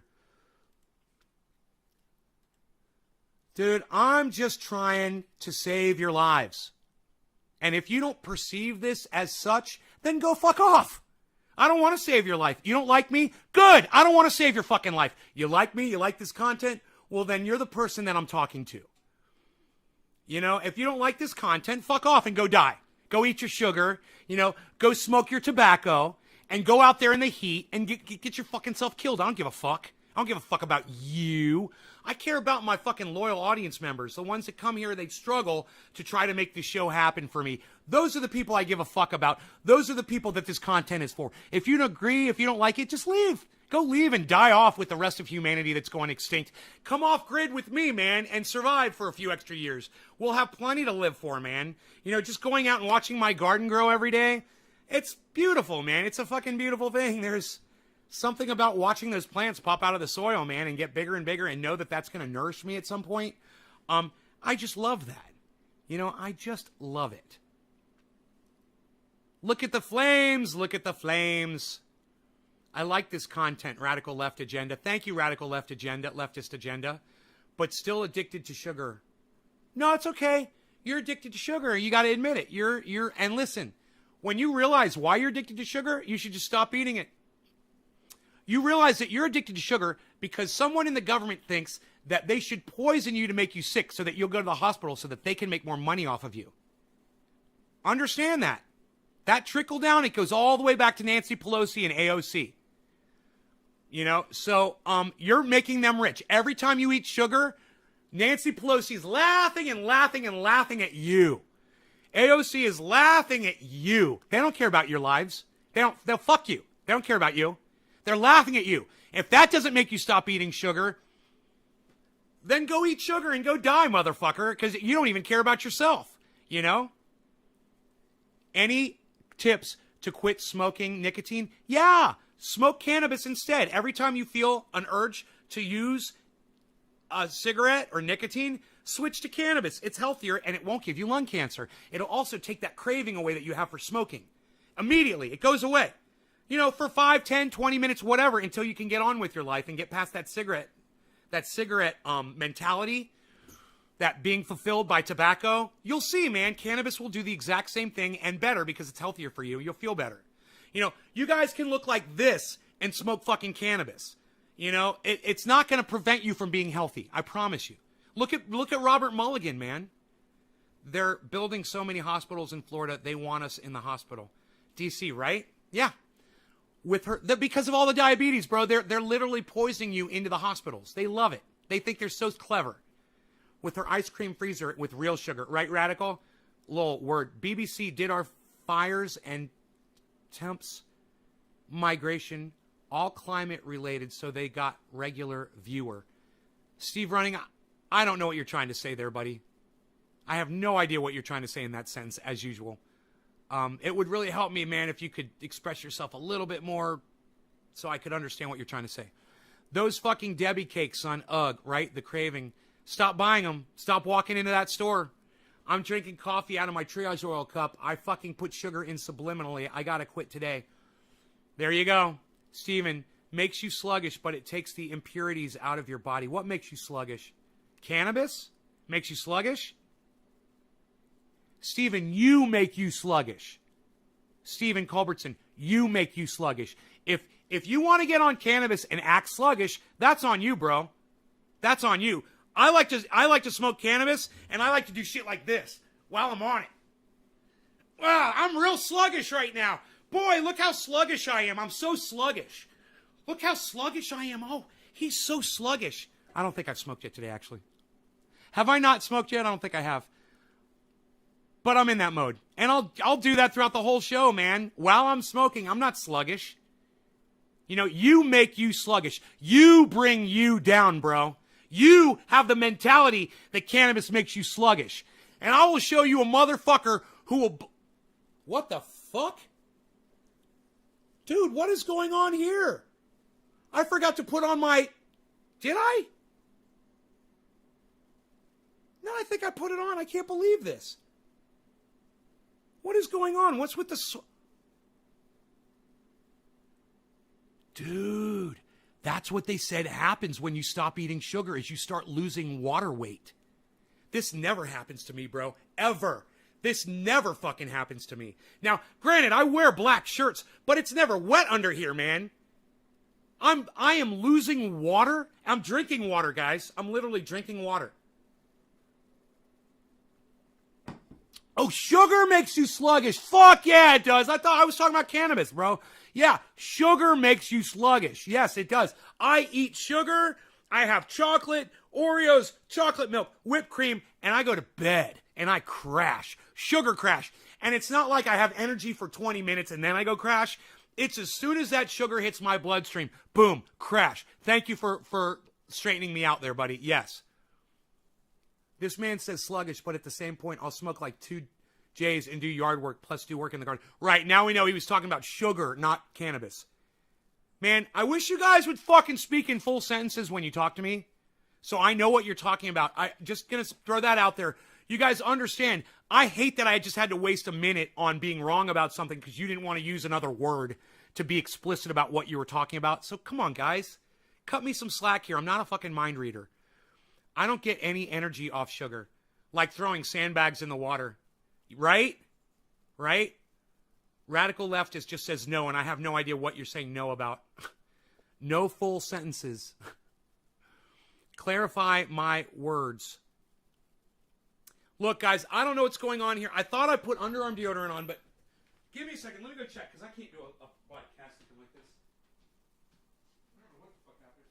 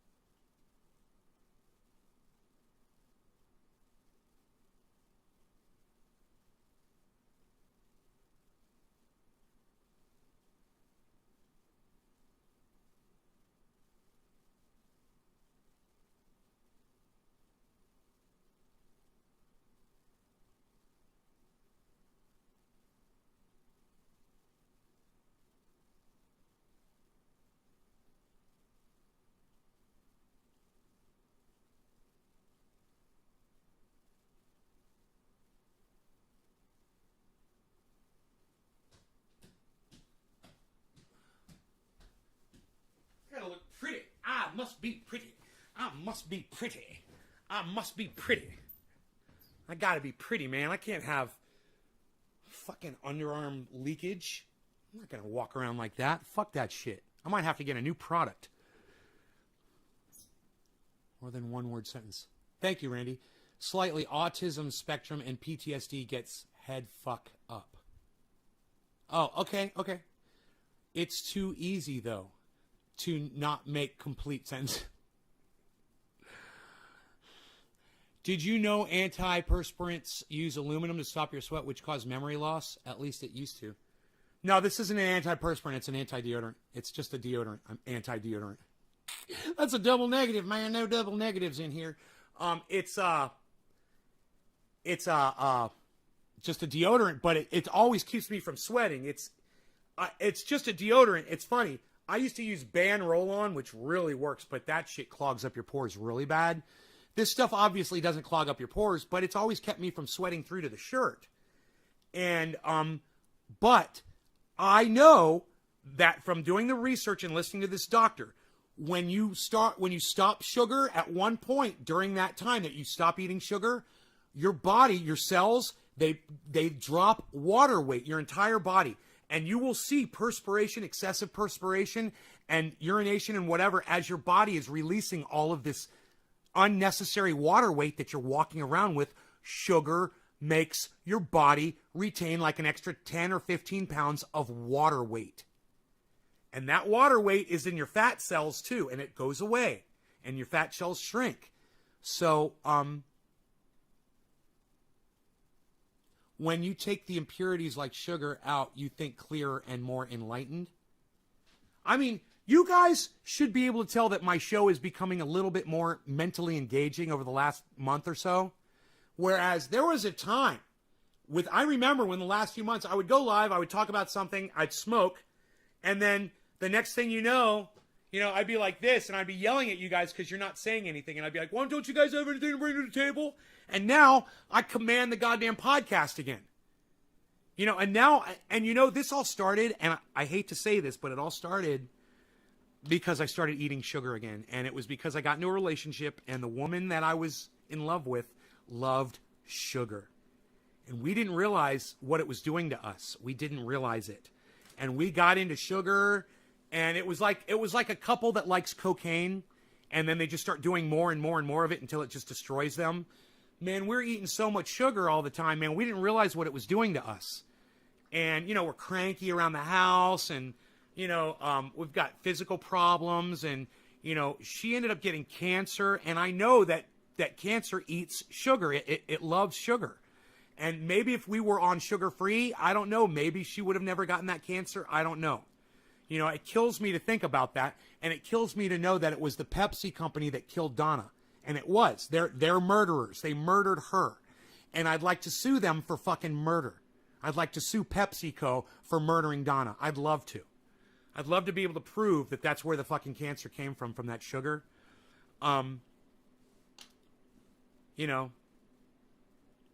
They extinguished a light in my life that can never be lit again. Fucking Pepsi, bro. But it's nobody created this planet. There's no God. You can't expect things to just magically happen or beautiful things to always be beautiful, because it's just a mistake that we're even here right now. We're not going to be here much longer. We were just a blip in this universe. And it may never, ever, ever happen again in all of time. It may never happen again. Shahar Golan, you're from Israel. Right on, buddy. You miss me, Shahar Golan? Shahar, I don't know you. What, have you been watching my show? Right on. You used to never eat sugar.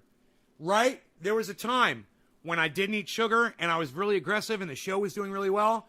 Then I got into that relationship, and within a month, I was drinking Coca-Cola. Within a month. And then after the relationship, to kind of make up for the sadness and the loneliness, then I started ordering cases of Oreo cookies. Not a box, but cases. 12 fucking boxes of Oreo cookies, and I'd put it in my cupboard, and I'd have Oreos every day. I wasn't addicted to them, but I enjoyed them, and it was just something that I did and I didn't even think about.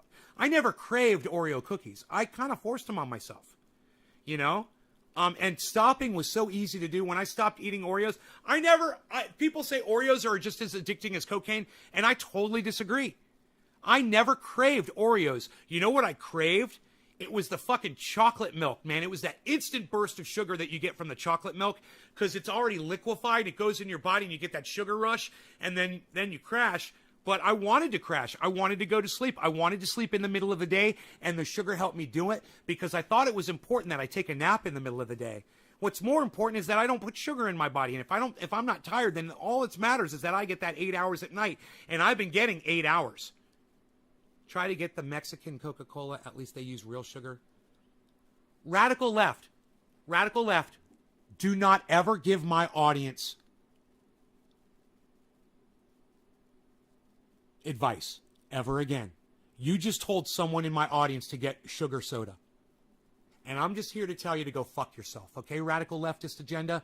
Don't ever try that shit again. Don't ever give one of my friends fucking your stupid fucking advice. Hey, David Campione, personal friend of mine. Don't listen to radical leftist agenda. He's trying to fucking poison you with his indoctrinated bullshit. He literally thinks that if you get sugar from another source, that makes it okay. Radical leftist agenda, you're indoctrinated. Shut the fuck up. Sorry, I had to rewind because I didn't hear what you said about Kyle Kullinski. Can anyone do a quick recap? Lol. Real sugar is the problem. Real sugar is the problem. Thank you. Who said that? It's sugar, period. You know, you're so addicted to sugar, radical left. You know, you'll sit here and make up shit. Oh, have the real sugar. Yeah, that's better for you. Yo, David Campione, get the real sugar from Mexico. Mexican sugar is better because it's real sugar. Get that sugar instead. Mr. McDabberduber, thank you, buddy.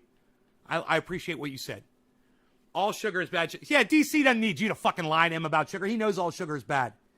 What about coffee? Stephen Culbertson. Coffee's fine. Coffee does not have sugar in it. Drink coffee with no sugar. I'm doing it right now. And don't put artificial sweetener in it. Get used to black coffee like a goddamn commando. Pretend you're fucking Rambo drinking that shit. Toughen up a little bit. Toughen up a little bit. I'm sorry, I'm owned by the government. And your name is Radical Leftist Agenda, and you say, I'm sorry, I'm owned by the government. You are, bro. You are so indoctrinated. So I'm going to unindoctrinate you. I'm going to fix your brain, bro.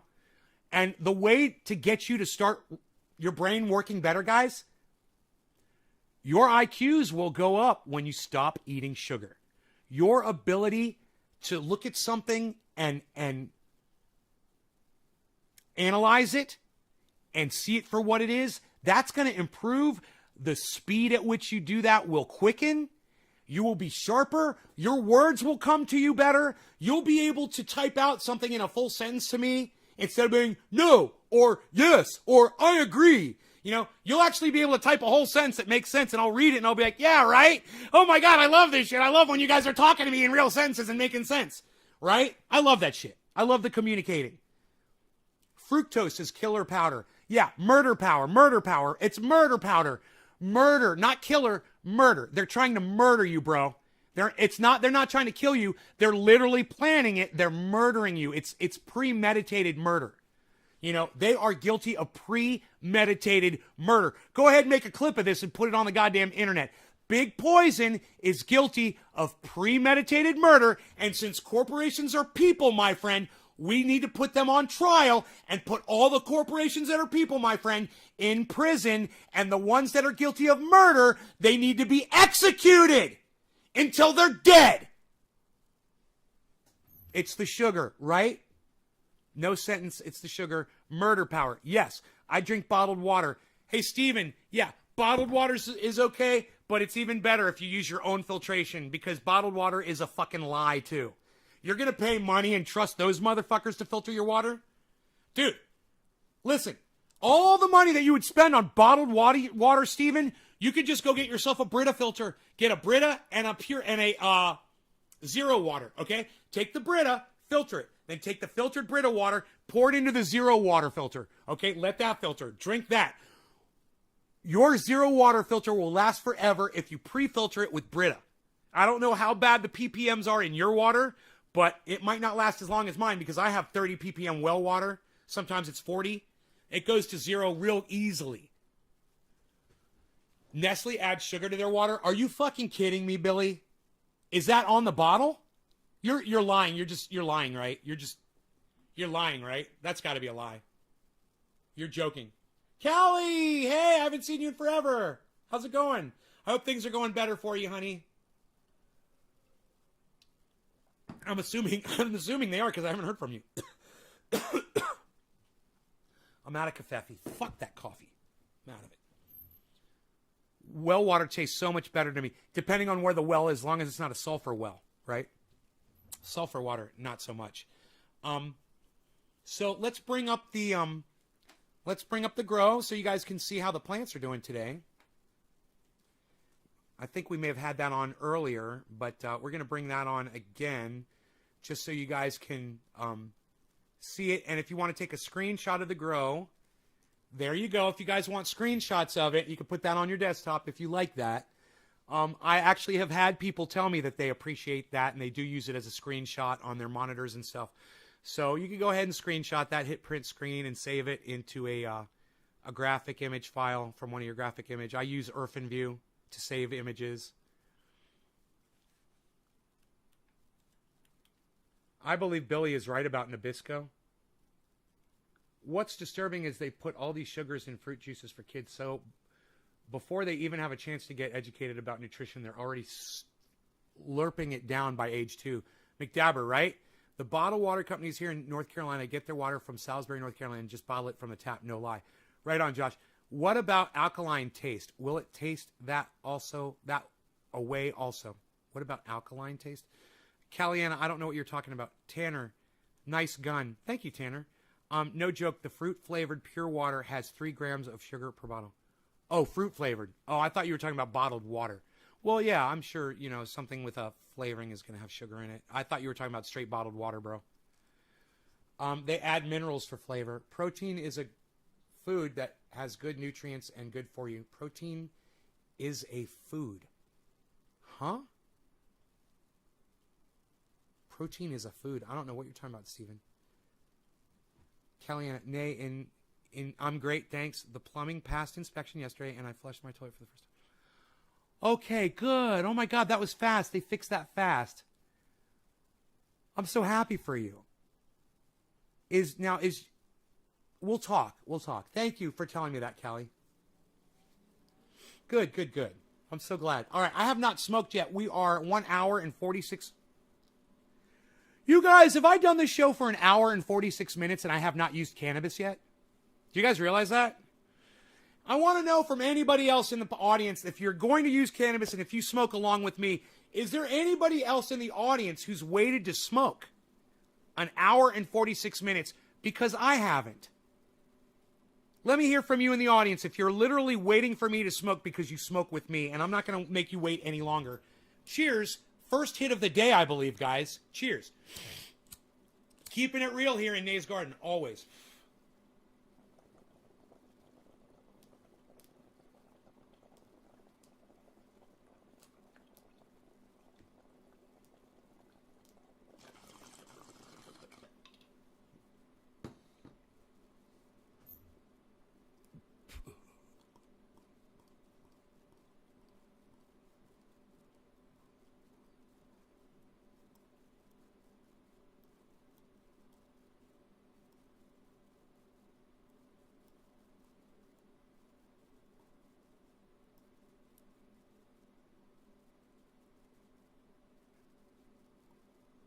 You've been waiting 10 minutes? Well, cheers, honey.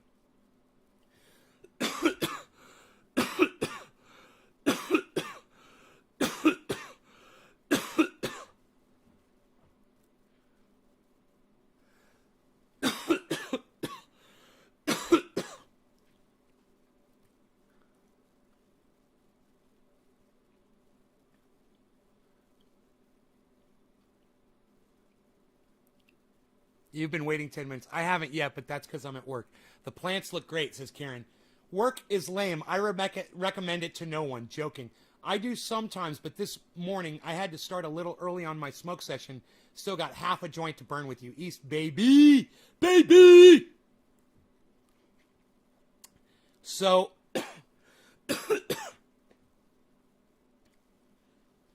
I can't believe I love doing the show. I can't believe we've been live for 1 hour and 48 minutes. I try to keep them an hour, and I've almost doubled this one just because I've been having so much fun with you all today. Before we get to anything else, I want to hear from y'all. Is there anything going on in the news? Is there anything that you've heard from any of my favorite podcasters lately that hopefully some of you guys are following that you want me to cover or discuss before we move on? Go ahead, bring it up now. Would be a good lull in this conversation. No, I caved, but do wait a lot of other times. Sorry. Megsy, that's fine. You guys don't have to wait for me to smoke. I was just wondering. I'm trying to engage you guys in conversation. I'd love it if you talk back to me. When I'm at home, I always wait for you to smoke. Nick Brown, really? The show is so nice we forgot to smoke, says Woodchuck Montrez. Thank you. Thank you, Woodchuck. I'm always email, red hot, ready to go for keeping up with you, bro. Right on, Randy. Freedom Fox 1, nice pick. At my community garden, we built a high tunnel with metal frame. Pick? Freedom Fox 1, pick? This picture's moving, bro. What kind of a picture moves? That's a live shot, homie. You like it? You like my live shot? You didn't realize that was a live shot, huh? Which plants are yours in the greenhouse? Plants 1, 2, and 3. The ones closest to the camera. Mark's got the biggest one in the grow. Plant number 4. It's fucking huge. But if he doesn't show up and help, I'm gonna take his plants and I'm gonna tell him. I'm gonna be like, look, dude, you gotta come over. You gotta water. You gotta clean. You're gonna have to go in there with the weed eater. You're gonna have to do some shit, bro. I mean, you want me to grow your fucking plants for you, and you think you're gonna have 4, 8, 12 fucking pounds at the end of the year, and you've done absolutely nothing but just give me 3 clones? Okay, I could have bought the 3 clones, you know, for $45. You know, you haven't done 25 cents worth of labor around here. I've done 100% of it all. You know, yeah, you did build the fucking greenhouse a couple of years back, and I appreciate that. But you got paid for that work, bro. So he's fucking slacking. And, you know, he came over the other day and he was covered in grease and oil. He went and sat on my couch and he ruined the fucking couch, man. It's got this massive stain on the couch. Now, you know, massive where his ass was. It's just this huge oil stain. I'm so fucking angry about it, you know, and I'm like, I got to call Stanley Steamer. That's going to cost me $300. You know, great friends, huh? Fires, you can't see the mountains. I'm sorry, Callie. Honey, if you need a place to escape ever, you know you're welcome over here. Bring van over, you know. Bring the van. I like that. Just bring the van. Still doing live Trump. Is that okay? Is van acceptable? Was insane. Pac-Man still doing live Trump. Pac-Man still doing live Trump. I have to say that over and over again because it's just sinking in right now. Yes, David Pakman is still covering Trump, man. It's so pathetic, and I can't believe it. You just shocked me by saying that. I'm like, he is still... And, you know, Donald Trump, thanks to people like David Pakman, Donald Trump's going to be president again, man. That's who the Republicans want, and that's who they're boosting up, and that's who they're backing. And if we don't lock his ass up for the crimes that he's committed, he's going to be our president. And he has committed crimes he is guilty of. He needs to go to fucking jail. He needs to at least get charged and be convicted so he can't run for president again. You want him to be president for 4 more years. You know what he's going to do, and I told you for the last 4 years, he's just making me more and more wealthy. More and more money for crypto, bro, that I could put into crypto. And that's all I'm going to do. If you guys elect Donald Trump again, I'm probably going to be worth $2 million by the time his 4 years is up.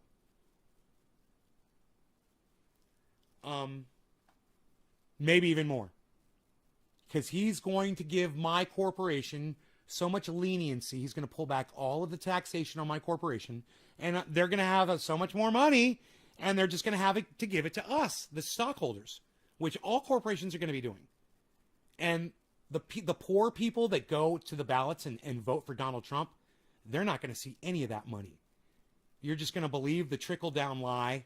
And you know what you're really getting trickled down on? You know what the trickle-down is? That's us wealthy people pissing on you poor people. That's what that is. And if you want that, elect Donald Trump for 4 more years. You might even get him for 8. You might even get him for a double term. Is that possible? Is that legal? I really think it is, but I'm not sure. I don't know. Could Barack Obama come back and run again? I don't know. Maybe not. Maybe they are only allowed to serve 4 years, 8 years total in a lifetime. I don't know what the rule is. But maybe we can only get him for 4 years. And for that, I would be thankful. At least for that. But if you don't want us wealthy millionaires urinating on your fucking heads and your children and your wives, if you don't like that, you know, my dick's in my hand. I'm spreading the urine around. That's what I'm doing right now.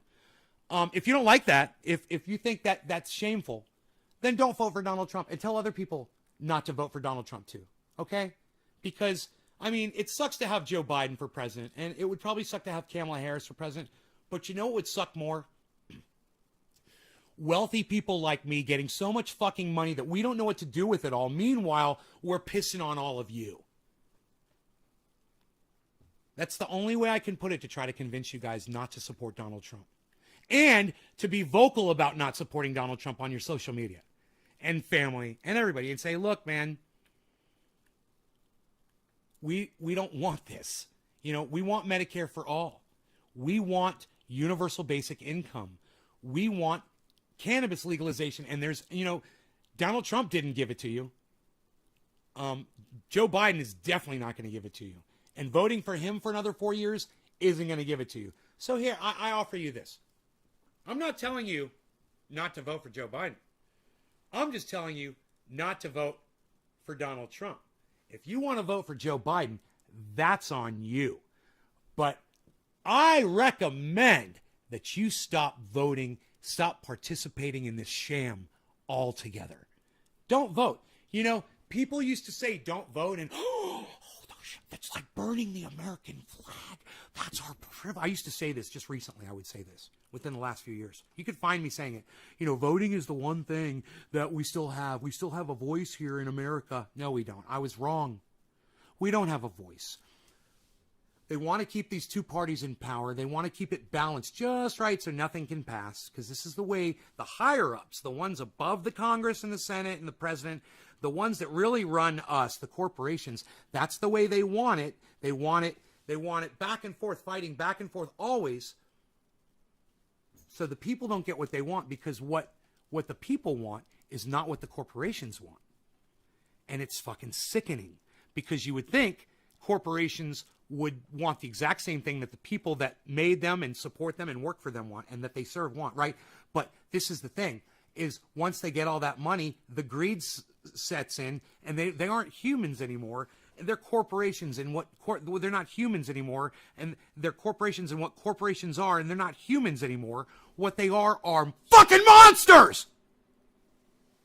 That's what corporations are. They're greed monsters. They're snorting lines of fucking money up their greedy fucking noses all fucking day. It's all they can do is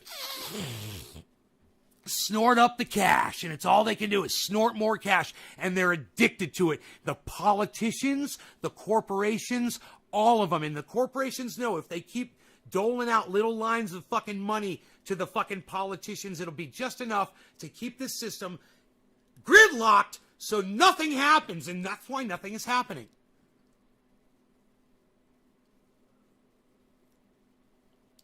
And this is exactly the way the corporations want it. And this isn't a secret, man. I'm just repeating George Carlin, man.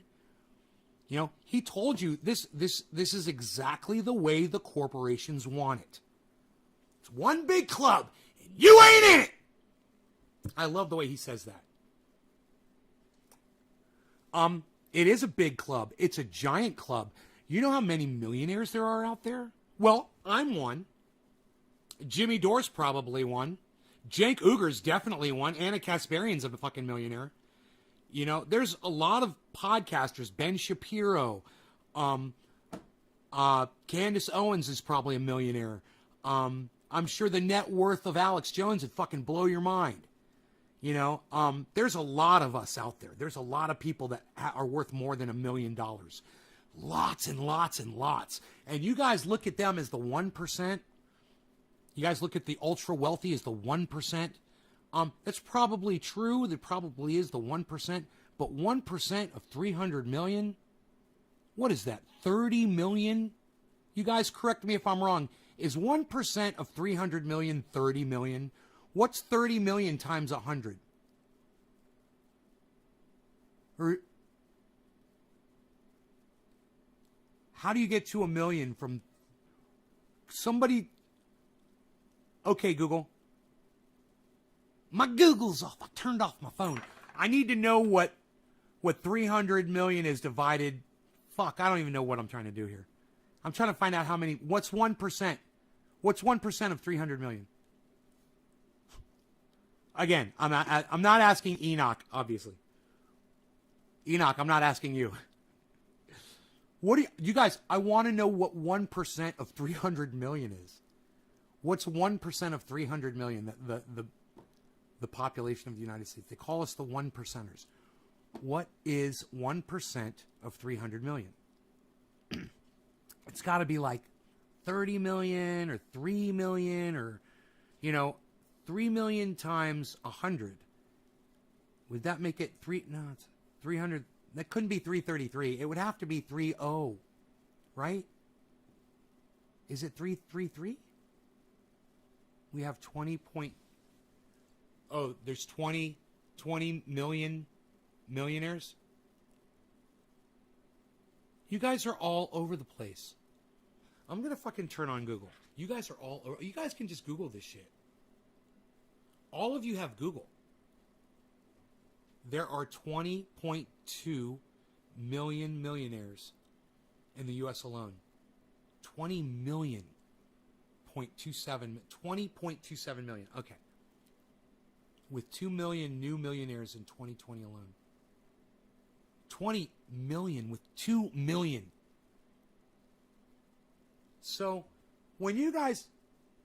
So, what's 1% of 300? What's 1% of 300 million?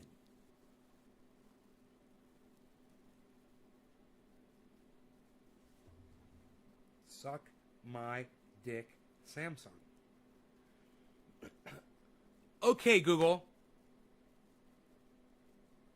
Okay, Google. What is 1% of 300 million?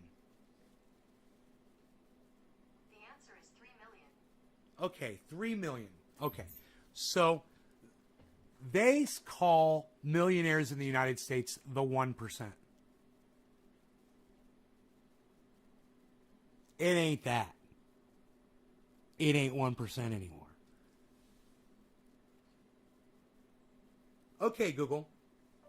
What percentage of 300 million is 20 million? These came back from a search.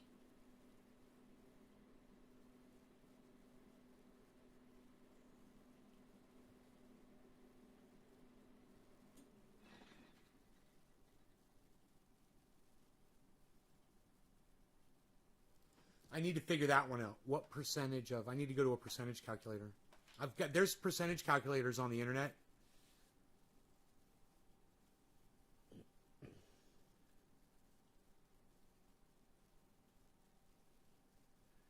A million is the new 100K. Dude, are you telling me that what did we say 1% of 300 million was?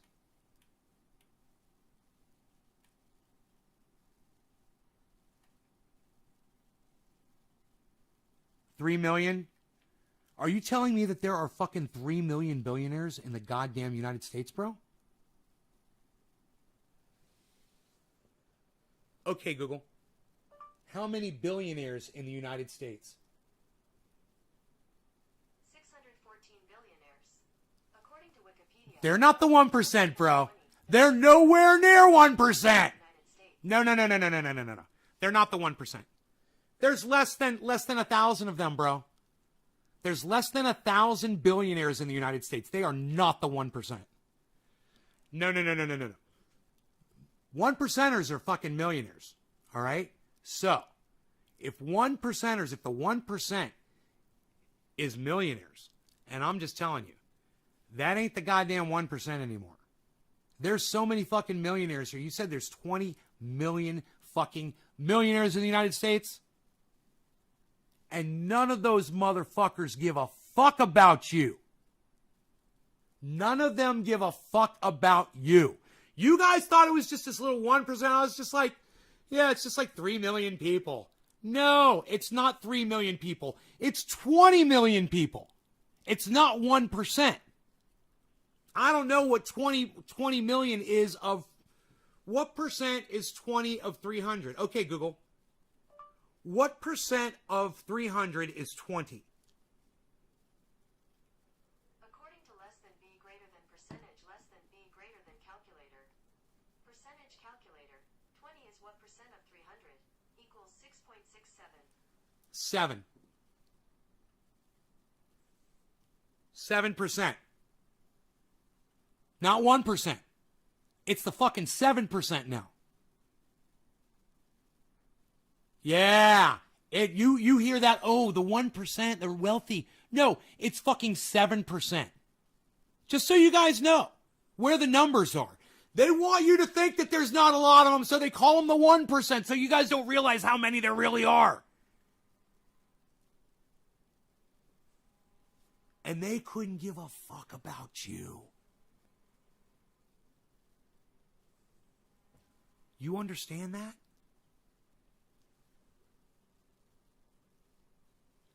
Jake Uger and Anna Kasparian don't give a fuck about you, man. You know, you really...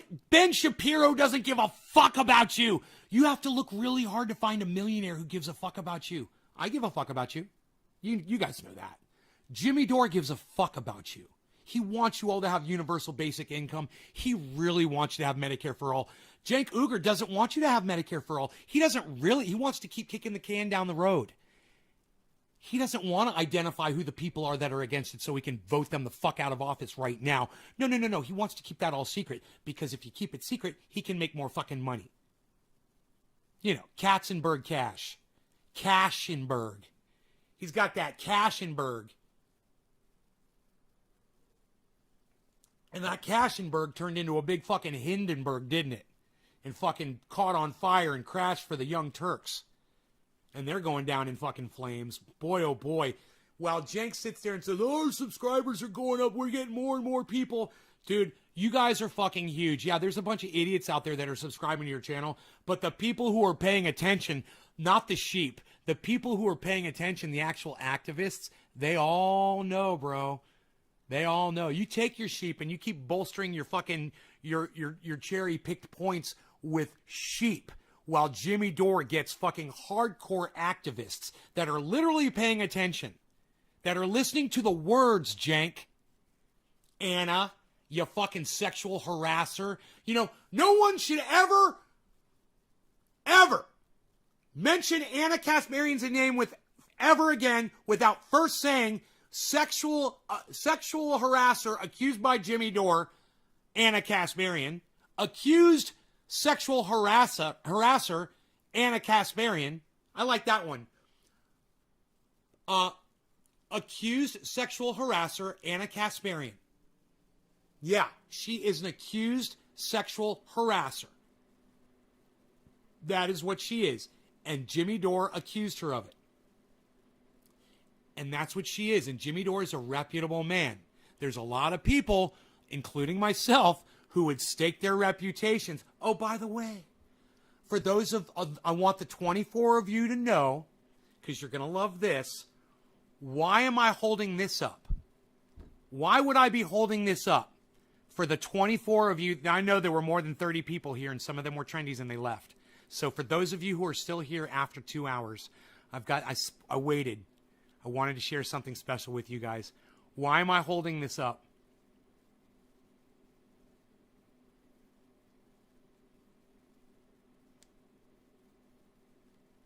Anybody? Steve Running got it. Because and go on. Steve Culbertson says remedy. You're so out of the loop, Steve. Sent those to Jimmy. Go on. Yes, I did send them to Jimmy. More, please. Yes, and weave the narrative, people. Weave the narrative. Oh, weave the narrative. Let me hear the rest of what you should be saying. Keep going. Keep going. Keep going. Karen is wrong. Nope. Karen will get none and like it. Yes, Nick Brown. And they responded.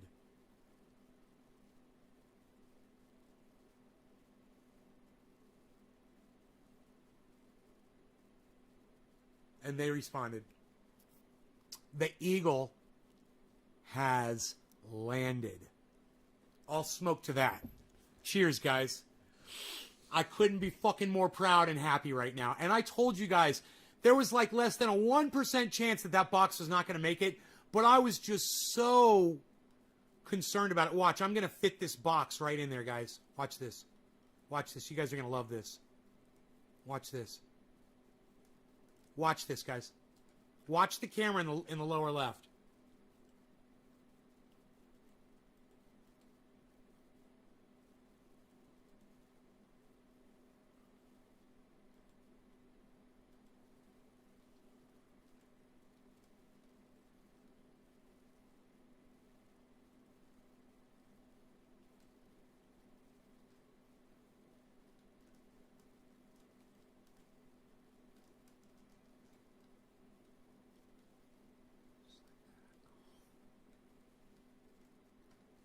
Boom.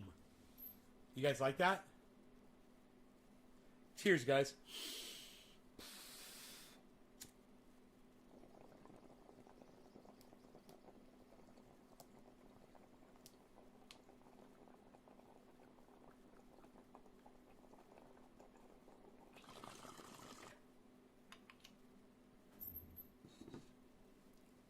No, there's a bottom. There's a bottom, Billy. It holds the dirt in.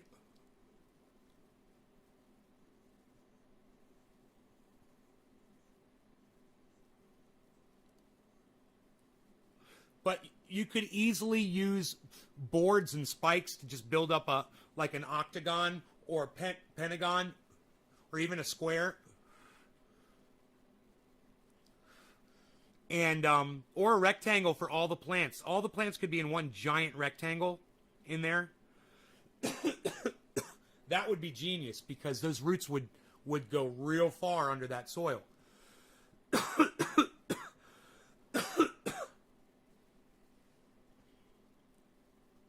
Enoch, I told you, can you buy more data? I will buy it for you. Enoch, I will buy your data for you. Can you buy more data? Let me know.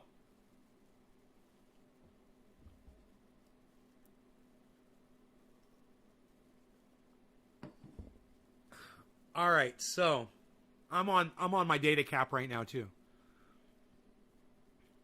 I surpassed it like a week ago. That's why I'm having such problems doing shows, you know.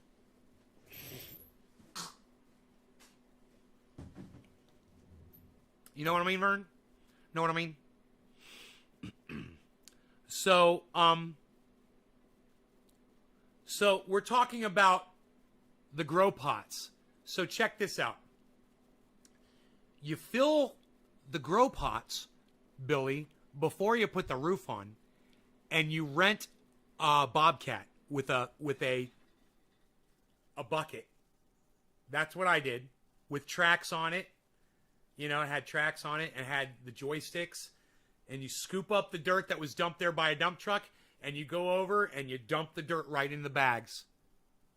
And it's so fucking easy, and you're done. Boom.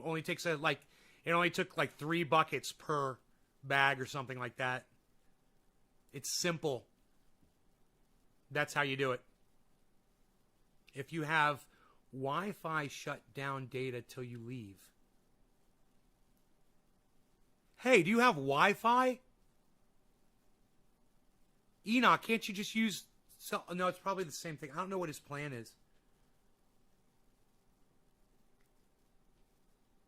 I don't know. Every time I say this to Enoch, he goes away. He never responds to me. So, he never gives me a chance, man. He says bye and he leaves. I think it's the second time I've said that to Enoch and he never responded.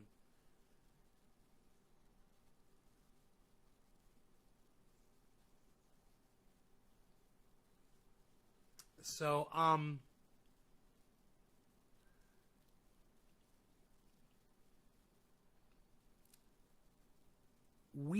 now the thing is once you load, and some people are like, oh my God, but then you got to take the dirt out and put new dirt in, and that's the beauty of it. It's an organic grow. You never have to replace the dirt. It's always the same stuff, so you never have to buy soil again. You buy it one time, and you're done. You're making vegetable compost in a separate compost pile, far, far away from there, hopefully, because a compost pile can attract bugs and things like that. You don't want it near your plants. But, you know, you got a big compost pile. You're throwing in your vegetable compost, your bags that you're building up on that. You're increasing that all the time. And you can always just add that to those pots. And what rots away in there, you replenish and you replace with amendments and compost and the vegetable compost. Loving the t-shirt. Thank you, Karen. You made me look at my data usage, and it said in 2021 my family used 98.6 thousand gigs. Wow. I wonder how much I've used, my data usage.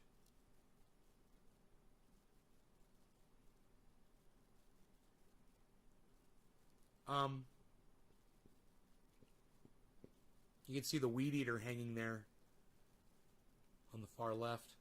I fixed the walls last night. I went in there, I fixed the wall. I went in there yesterday on camera, and I watered in there. You could see me in there working and stuff.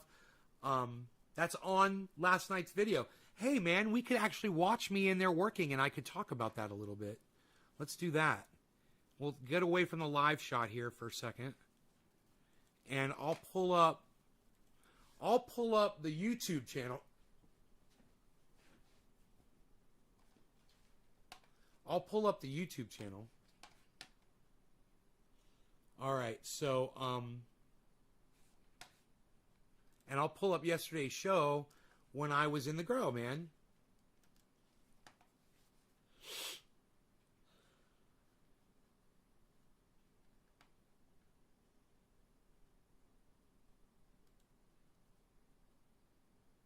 Oh, Breaking Points is live right now. Holy shit, I've never seen that. Dude, I've never caught Breaking Points live before. Let me make sure I have notifications turned on. Yeah! Crystal and Sagar, chaos erupts in Cuba. Holy shit, I'm sorry, guys. I'm getting distracted here a little bit, but I've never caught them live before. Guys, thanks so much for watching. That's right. Just as a reminder, you can become a premium subscriber today. Watch the full show completely uncut. Our reactions to each other's monologues. You get to listen to it. You get to ask us questions. All that good stuff. It's a fucking premiere, dude. It wasn't live. I hate that shit. It was a pre-recorded premiere. Fuck them. I hate YouTube for saying that. Oh, they're live. You click on it. Either they're not. I'm sorry if that scared you, buddy. Oh, it's live, or it's not live. You know, you go there and the thing ended. You don't even catch the end of it. It ended, and it still says they're fucking live. You know, some engineer, shit lips over there at fucking YouTube. Write it down. Write that down, or write this one down. It says live. You click on it. No, it's not live. It's a fucking pre-recorded premiere. Suck my dick. And it's ending. And it was just ending when I pulled up to it. Suck my dick. It wasn't live. It was a premiere. You should have said live premiere, not live. I thought I was going to a fucking podcast. Just wasting my fucking time. Hands down the most controversial. That is the video. And you can literally see a video of the grow in the thumbnail. It's called hands down the most controversial ... podcaster on the internet. You're looking at him. It's me. But I'm really not, because nobody listens to me. But I could be.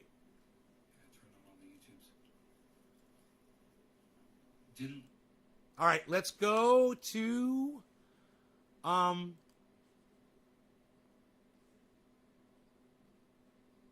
somebody came into the chat yesterday and said, I was showing my grow and said, you are in Lake County, California. And I blocked him and I was like, yeah, I am. And everybody fucking knows it, you dumbass. I talk about it all the time. You fucking idiot. Fucking little doxer wannabe. Little fucking. Oh, did you hear me talking right there? That was cool. I said I was going down to the grow. Okay, so I'll get down in there. In 30 seconds, I'll appear in the grow. Here we go. This should be fun, and I'll talk about this. So you guys can,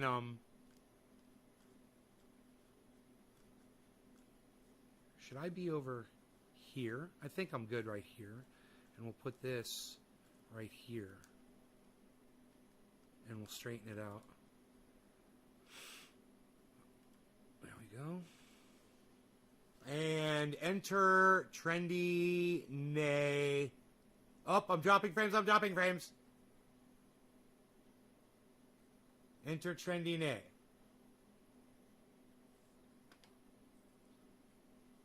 Wash hands. Randy Church. You pay for live, nay. Steve Running. I love people that think that chicken wire all over the ground in there too. And in some places it's bare, and in some places they're chicken wire, and you can't really pull it up. That chicken wire is spiked down into the ground, and it's spiked down really good for a reason. That keeps moles from popping up. So a mole will usually pop up and hit that, and they won't make a nest there because they can't. They can't burrow through because there's chicken wire flat on the ground. So they'll move on. We've got that underneath the grow pots. So it goes underneath the grow pots, and then around them as well, there's chicken wire. It keeps the moles out, and it works really good. So the give and take with the chicken wire is you have a problem with weeds popping up. So what I'm thinking about doing is laying down panda wrap in there. Once I am completely eradicated, I might even level the floor out a little bit. I'm not sure about that because Mark built it to the contour of the ground. So we might just leave it like that. But I'm still going to panda wrap the whole bottom because I think I've got enough. And it'll be all white in there, and that'll just help seal it up a little bit more too. There won't be one less place for bugs to come in, and the weeds will no longer receive light, so they hopefully will stop growing because there's panda wrap on top. The problem is moisture can come up from the ground when you do that. So I have to kind of try to figure out exactly how I'm going to deal with that. I'm going to talk to a couple of growers and see how to deal with it. It might be a little bit of a raised floor if I have to do that, where it'd kind of be cool. Imagine this. There's 2x4, flats, or not even 2x4, but long, because we've got all the wood in the world. So we get these long planks that go all over about 3 inches off the ground, right, a little bit higher, and go right up to the pots, and then they go all the way up to the pots around. So it looks like the pots are coming up out of the deck, and that puts you up a little bit higher when you're walking. But it'll be kind of cool looking, and that'd be the only problem is we're gonna have to do something. We're gonna have to lay something down so weeds don't come up through that. So yeah, little bit of a raised deck in there would be really easy to build. I could do it myself. It would be really easy to build. And I can cut the planks out once my the electronics arrive for my sawmill, which I don't even know what day they're supposed to get here. I've been waiting and waiting and waiting. So hopefully this thing will run my sawmill.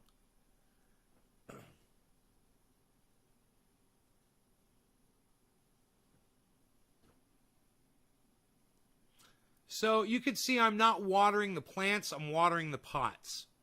And I'm taking a lot of extra special care to not hit the leaves of those cannabis trees. But I am pouring water all over the potato plants, all over the tomato plants, all over the pole bean plants, all over the lettuce. I'm saturating them all with water. I've got so much to talk about while we watch me working down there yesterday in yesterday's show. This was one of the things you can watch when you're watching the live stream. You can watch me working down there. It's kind of interesting.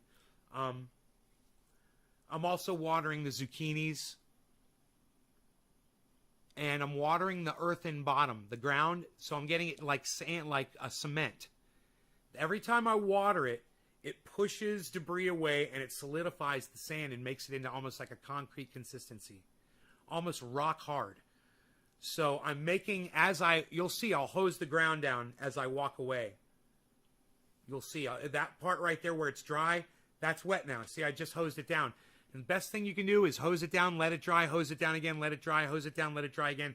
Just a little sprinkle and let it dry and let it dry. And keep doing that, and you keep solidifying that sand until it becomes solid. And there's nothing in there really to disturb it.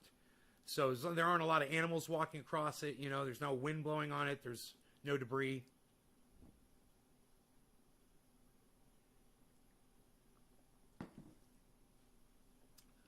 Okay, so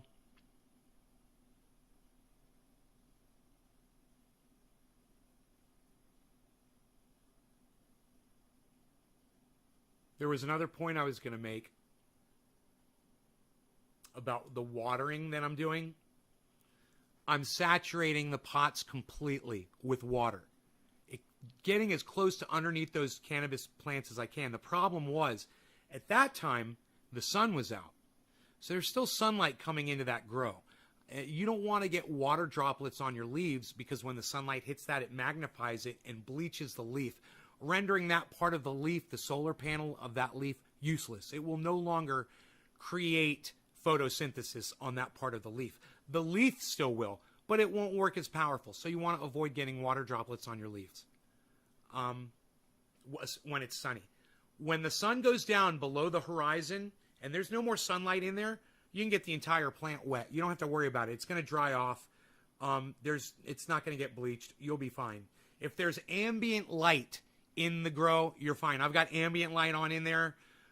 These LEDs, they're not powerful enough or close enough to magnify those droplets to harm the leaves. So I can keep those lights on with the water. Now, when you're talking about grow lights, it's the same thing as the sun. Be careful. You don't want to get water on your leaves. The grow lights will do the exact same thing. In fact, leaves that get too close to the grow lights will start bleaching white as well, giving you an indication that your light is too close to the top of your plant. Okay, so you can always top your plant to keep the plant away. You can low stress train it to keep the top away. You can use a net to keep the tops away from the light and keep weaving them so that they stay away from your light. So you can keep your light nice and close to the bulk of your plant, which is what we want to do. I should have Daniel build the floor. That you call him the flat earther. I love Daniel. Like I said, I love him like a brother. That's why it hurts me that he believes the earth is flat. It's so easily disproved. And he listens to this fucking, like I said, this gender confused, Eric DeVry, with that calm tone, the way he's, the earth is definitely flat. We have proven that as confused I am about my sexuality, we have completely proven that the earth is flat. Rockets have landed on the moon. That is factually a lie. That is unprovable.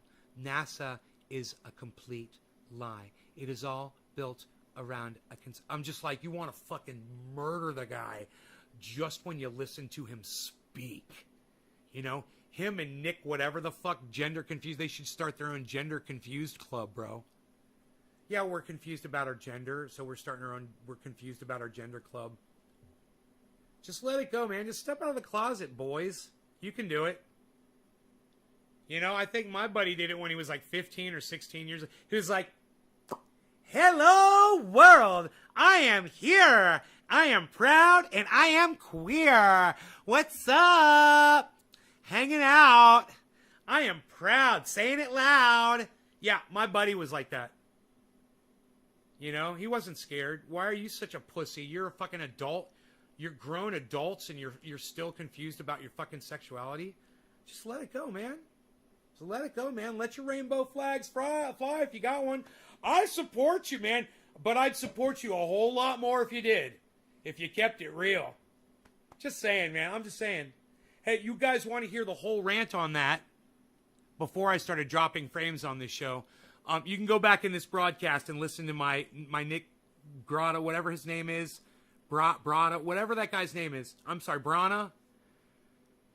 Nick, I'm sorry I don't know your name. I support your movement, bro. I want you to know that. I just wish you'd get a little bit more solid with your sexuality and be more of a leader than a soft-spoken wuss. Like I said, Bernie Sanders is so much more of a powerful leader than you. You should recruit somebody to be your spokesperson because you're just an awful one. That's why, Kyle Kullinski walked all over you, bro. And when you go into Kyle's live stream, he fucking destroys you. Kyle is not an alpha male. He tries to be, but he's not. If you put me in a chat with Kyle Kullinski, you would see my alpha male destroy his just by me being me. It's my alpha male destroyed Matt Dillahunty's alpha male. Absolutely. Just because I wasn't intimidated, and I sat there and I kept it real the whole time, and he sat there and tried to have this air of superiority, which was, it was, as Jimmy Dore says, when you meet your heroes, you will be disgusted. You know, and he was right, man. When I met Jimmy, it wasn't that way, but it was that way when I met Matt Dillahunty. What a disappointment he is, still to this day. And when the day is that he gives cannabis the respect it deserves and the product that I invented, you know, he could make that product safely. I told him, I'm like, it doesn't have to be from me, bro. You can get the base for this from a cannabis plant. You extract it, do it your own way. You can extract it naturally. You can knock the keef out of it, solidify it. I mean, take the keef, liquefy it, mix it with oil or a milk or whatever, and you heat it up to 275, and that can be your base for your triage oil. Absolutely, and it'll work as long as you liquefy it and you bond it with your coconut oil in heat. It's going to work fine. We've got something else we need to talk about. It's some real bad news, and only 16 of you waited. It's so funny. I wait. Now I see we're 2.5 hours into the show, and I wait. Those of you that leave, all of you guys who think you're solid supporters of the show, and you won't keep it on in the background for whatever reason, now they're going to miss some fucking crazy bad news that I've got for you guys. You guys ready for the crazy bad news?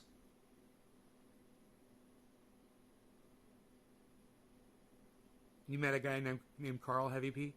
You're bisexual? Right on, Karen. I like to teach about true U.S. history in schools. He does smoke, at least that's how he answered. I'm ready. Trendy Phil. I'm ready. The ones that leave are missing out. Stay to the end. Yup. All right. You guys don't leave your triage oils outside. And I told you could, and I was wrong, and I'm here to tell you that I was wrong. And I'll say this on other live broadcasts as well. But what happens is the coconut oil will go rancid. I think that maybe if I put more peppermint oil in, if I mix more in, it might be the trick to keeping it from doing so. But the stuff outside that I've left in the heat, and it cools and it heats and it cools and it heats and it cools, it has gone rancid. Now, does that mean it doesn't work anymore? No! The good news is it still works. The bad news is it doesn't smell as nice. It doesn't smell coconutty and pepperminty. It smells like rancid coconut oil. Now, the smell of rancid coconut oil, it smells kind of like machine oil. It smells kind of like some sort of process oil that you would put on a machine to lubricate it, like a lubricating machine oil. It's gone stale, and luckily, the word rancid, I looked it up. It doesn't mean that it's not effective anymore. It means that it's got a bad smell, a bad odor, and that it's gone stale. But who's ever eaten stale bread before? Or stale cereal? Stale potato chips? I don't give a fuck. It's a little stale. Yeah, it's a little stale. Give me another one. I don't give a fuck. I got dip. Yeah, it's a little stale, but it's all I got. I don't have another bag in the cabinet. It's a little stale. I ain't got no more cereal. I don't care. I'll put milk on it. It'll be fine. Right? Well, with the triage oil, it goes stale if you do that. It will go rancid. And the good news is you can still use it. It lasts a long time. I've had that stuff outside for a long time, and I've used it for a long time, and it stayed fresh for a long time. But it's finally, and the heat, you know, it's been over 100 degrees outside. That triage oil has gotten up to 110, I guarantee you, has gotten up to 110 degrees. So, my advice, you could still keep it outside, just keep it out of the direct sunlight. If it's going to be over 100 degrees outside, bring it in the home. Take it inside. Don't let it get up to 100 degrees and cool and get up to 100 degrees. Now, I do keep my main triage oil warmed. It's probably at about 80 degrees, 85 degrees. I'd have to check it with a temperature gun. It hasn't gone rancid. The big 5-gallon jug hasn't gone rancid, luckily. But I'm going to keep it at a slightly lower temperature. It's melted still so I can get it on tap. But you really want to avoid high temperatures. This is what happened to me, and I don't want it to happen to anybody else. So when I told you guys that triage oil can be kept outside all you want, whatever, and I was so proud of it, I was wrong. It will go rancid, and it won't smell nice like mine does inside. It'll smell more like something you don't want. Let me go get some, and I'll describe to you what the smell is.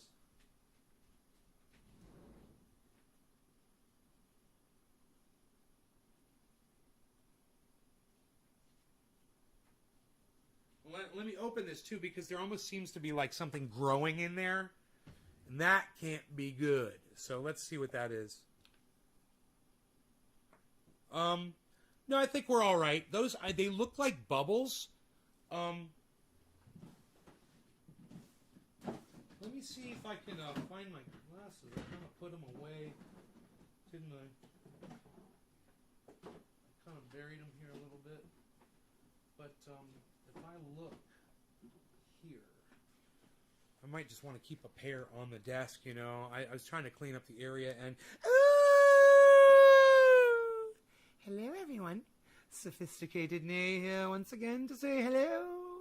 Oh, look, Nay's outside while I'm here. Ooh, the two personalities have finally split. Ooh, Look at Nay. He's so serious. Look at him. He's showing his ass crack. He doesn't even care. Oh, he's such a hard little worker bee. Look at him go. Oh, what is this I'm supposed to be looking here? Oh, crystallization. No, you're fine. We've got some beautiful crystallization here on the top. This is not a fungus. And I'm sure if you shake this, you'll be fine. But let's give it a little smell, shall we? Let's see what it smells like. While Trendy Nay is out there working in the garden, I will be here telling you what this smells like. Oh, okay, it has a slight peppermint odor, but there's something else. Oh, there is a stale, rancid smell going on. If you don't understand what rancid means, it simply means it's gone stale. It's been past its expiration. Now I have eaten expired food before, because, you know, Nay forces it down, but I'm here to tell you, this is tolerable. I don't know if I'd want to eat it. But let's do this. Here is the rancid oil. I've got rancid coconut oil. I'm going to just do this. I'm going to put it... Ooh, I don't... Okay. It is not a good smell. It's right here under my nose. I can smell this. I can taste the rancidness. Okay, Google. Okay, Google.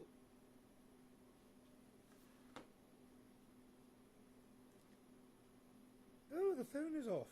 He must turn the phone off now, Let us see. We'll ask and see if rancid coconut oil is dangerous for consumption. Because I put it on my lips.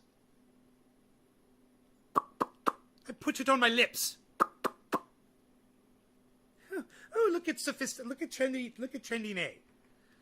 Look at Nay in the garden. What is he doing? I never pay attention when he goes down there. Oh, I'm busy doing other things, of course. Use pin. Okay, I shall. I happen to know it too. Okay, here we go. Here, I can really see this phone well with these glasses. What am I looking for here? Oh, I was going to do one of those. Yes. Okay, Google. Is rancid coconut oil dangerous for consumption?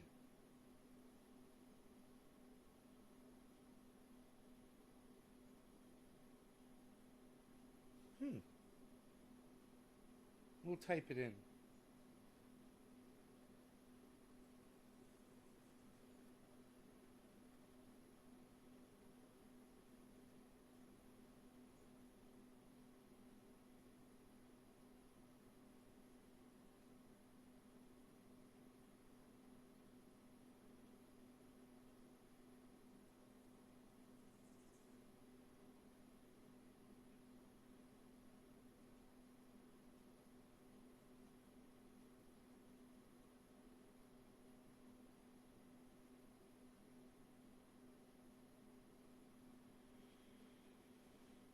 The risk of consuming an expired coconut.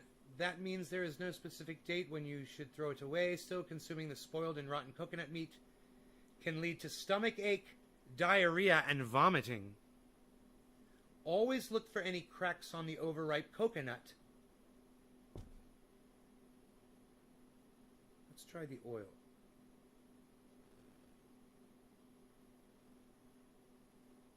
That is the coconut. Let's try the coconut oil.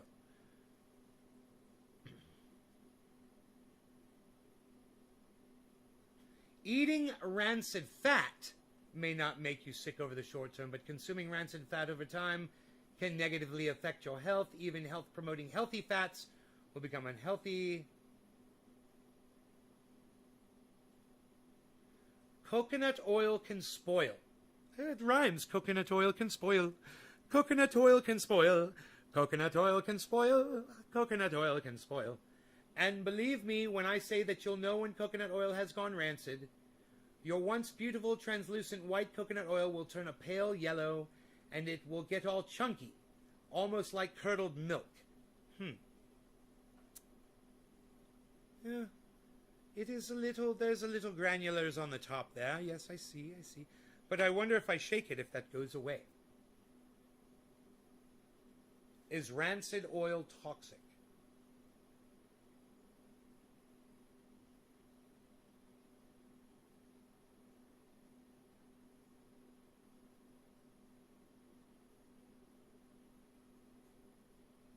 Rancid foods.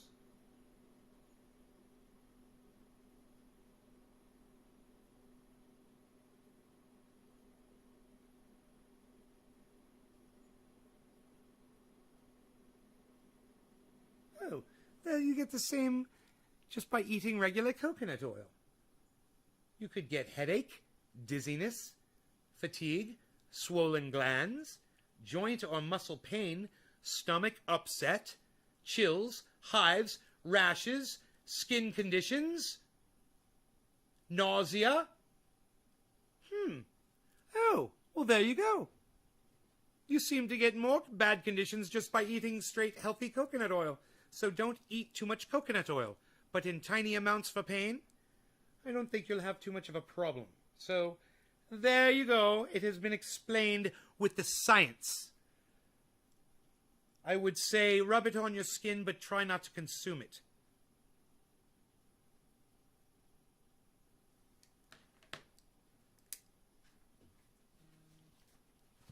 Fucking, why is my phone vibrating? Fuck that shit. Fuck you, phone. I thought you were off. Psst. Unreal. Let's shake this up. There's some residue in there. I see a little residue. I want to see what happens if I give it a good shaking. This is an old bottle, guys. That's an old bottle. But this stuff isn't as old because I'm sure it's been refilled multiple times. Okay, so looking at it, it does have some degree of debris in there. But understand, this has been used for a long time outside when my hands are dirty and I'm just dipping my fucking fingers in there. I'm literally just dipping my fingers in there and going like this. I'm put my fingers in, rub it all over my body. Put my fingers in, rub it all over my face and my neck. That's what I do. So I'm putting dirt and germs and whatever in this. That's not helping. But I think that aside from that, and there's times when I leave it open too, when I'm using it, it's sitting on the table, and I'm out there and I look over, I'm like, oh, I left that shit open. I got to put the cap back on it. You know? Right. Well, I was thinking, Billy, what if I increase the amount of peppermint oil?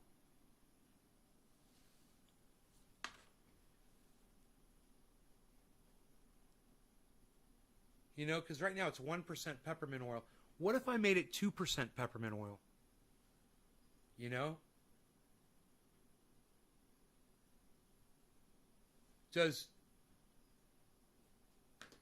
It's on my lips right here.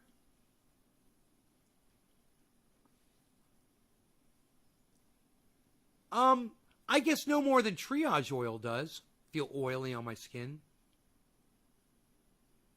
Than just healthy triage oil. Like this stuff right here. Like here, let me put this on my lips. This is the good stuff. This stuff is not rancid. But I wouldn't even say put rancid triage oil near your mouth.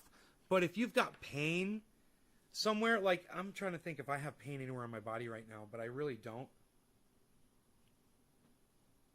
Where triage oil would work. I don't really want to put the rancid oil on my body because I don't really want the smell on me.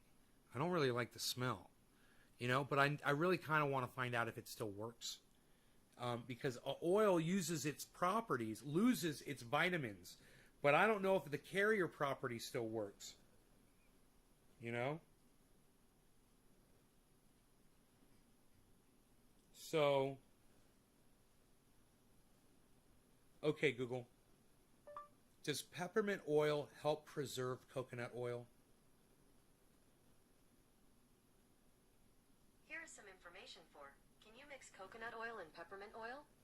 According to Medical News Today, people who want to use peppermint essential oil for pain, headaches, or itching can apply the oil to the skin by diluting it in enough. Why did it stop? It doesn't answer my question exactly. All right, but we might get an answer to it.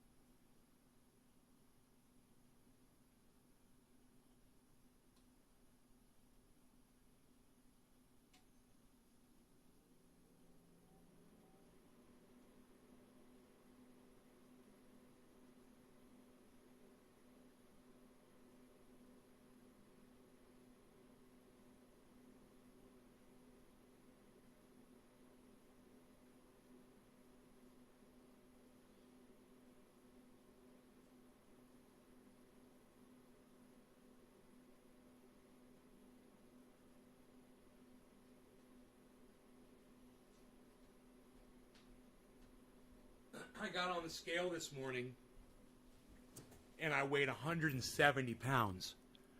I just got on the scale right now with my jeans, my underwear, and my shirt on, and I weigh 174.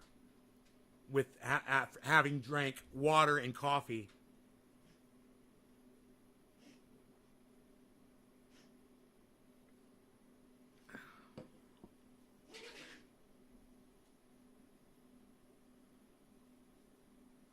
Rogi's sneezing, man. I hope he doesn't have a foxtail in his nose.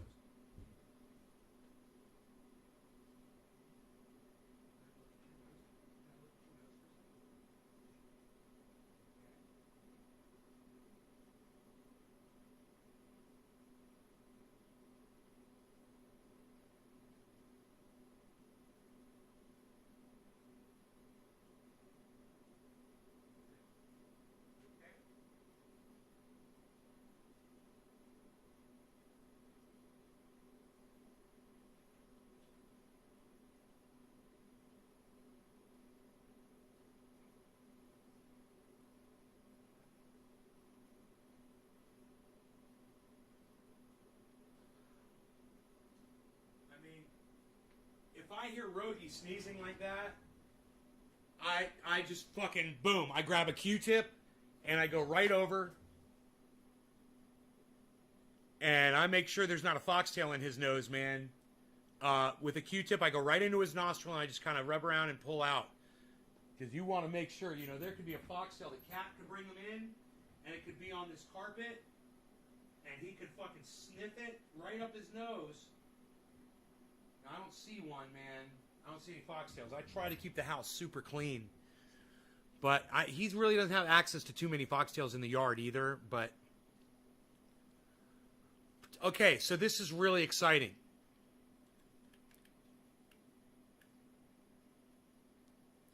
Philip, hey, Phil Webster, what's up?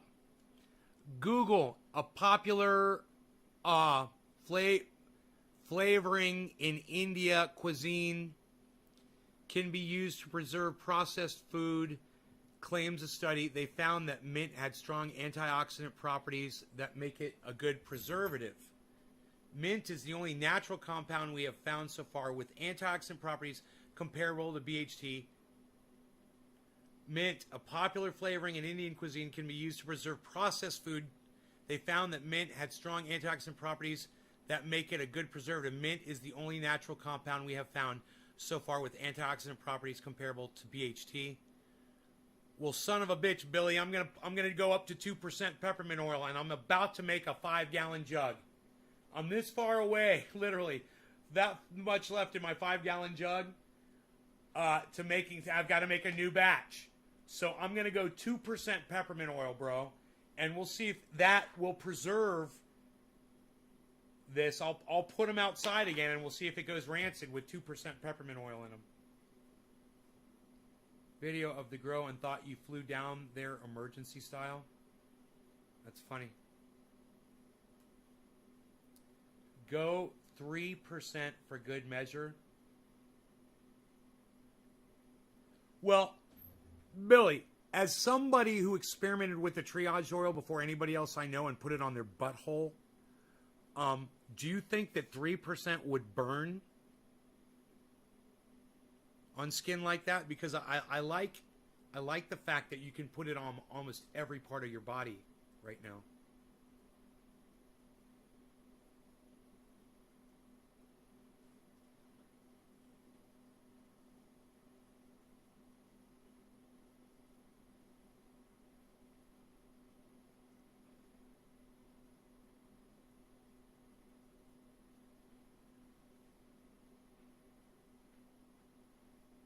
I mean, that's going to be a lot of peppermint oil when I think about it. If I'm doing 1% is a half cup. 2% is going to be a whole cup of fucking peppermint oil, bro.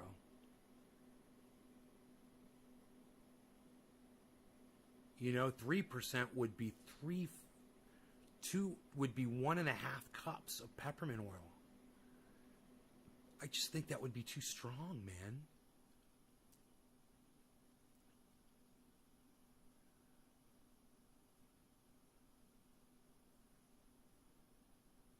Unless you have hemorrhoids. Yeah, that's motherfucking off script. Who's Dab Kush? Who is Dab Kush?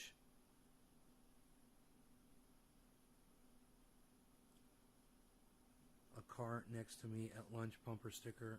Republicans are the same shit, different pile.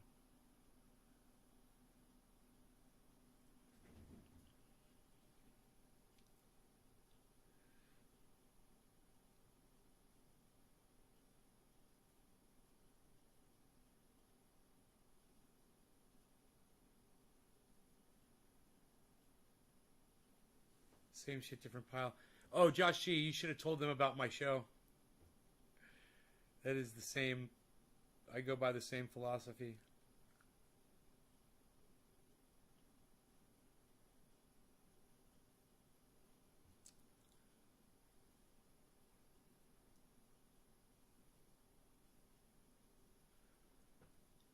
Oh, this must have been when I was planting that lettuce, man. That's when I was planting the lettuce that I found on the ground. Oh, you guys, good news about all the lettuce that I planted. Remember I told you the big ones didn't make it and the little ones did? Well, the big ones, the top leaves did die. They dried up, they shriveled, and they didn't make it. But the sprout survived. So even the big ones that I put in, those all made it too, and everything, all the lettuce shoots that I put in the dirt, they're all going to produce lettuce. It's exciting. So I'll always have lettuce in there because it'll always produce seeds. I can hear me. I hear me down in there working.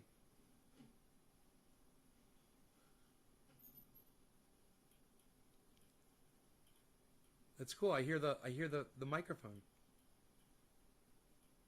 Yeah, I am in Lake County. Oh, that was the part. That was the Lake County part. Oh, I guess I'm not down there anymore. And I said, and you are blocked.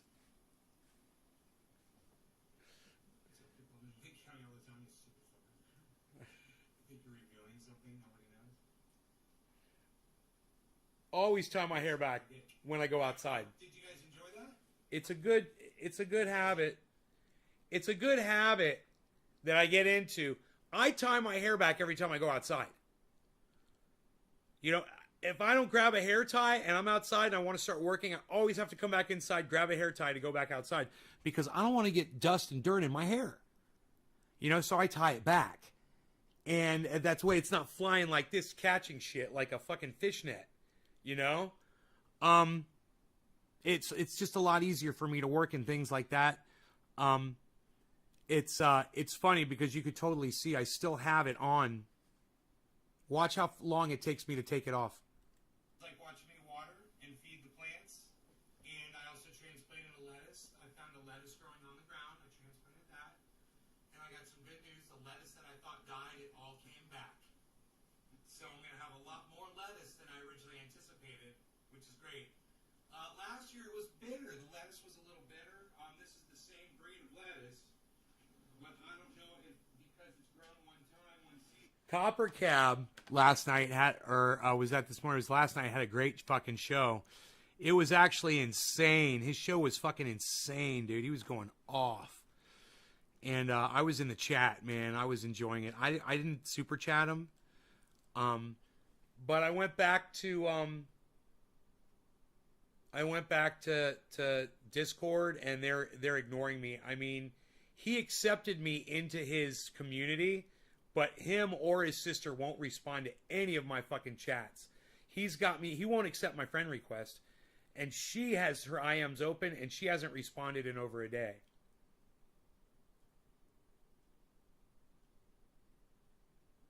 I think I'll have some choice words for both of them. I'm going to leave them a message and just be like, hey, I've been doing this just as long as you guys have. I want you to know that I'm part of your YouTube community. And this isn't how podcasters treat other podcasters. Whether you disagree or not, you know, I'm not whipping my titties out and pressing them together and doing sexual fucking innuendo like you guys are on your fucking show. And I'm just saying, man, you guys got a lot of fucking nerve not even saying no thank you to me. Just because you disagree with my fucking content.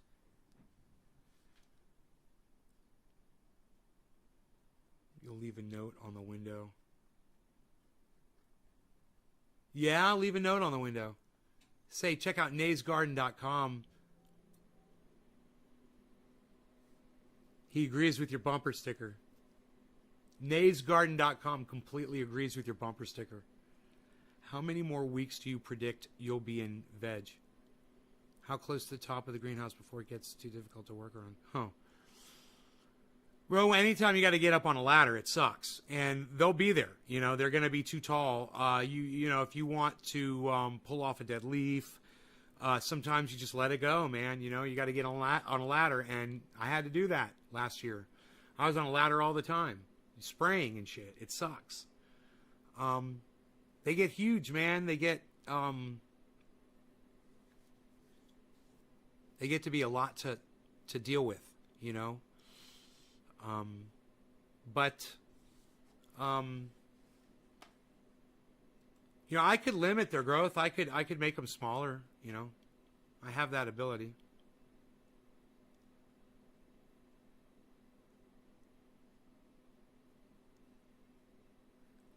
Dominic Leo is in the club. He's in the 710 club. Look at that. Karen McDonald is in the 420 or 710 club. That is so cool to see you guys with your badges in the YouTube chat. I feel so official. I feel so official.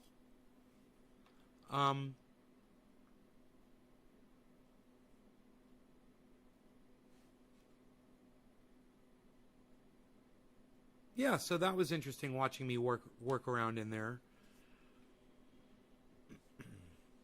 I'm building a cloud swing in my shade garden, but I'm afraid of heights. Well, I'm afraid of heights too, but I'll be able to go up on my roof. I mean, I work on my roof all the time. I climb ladders and shit.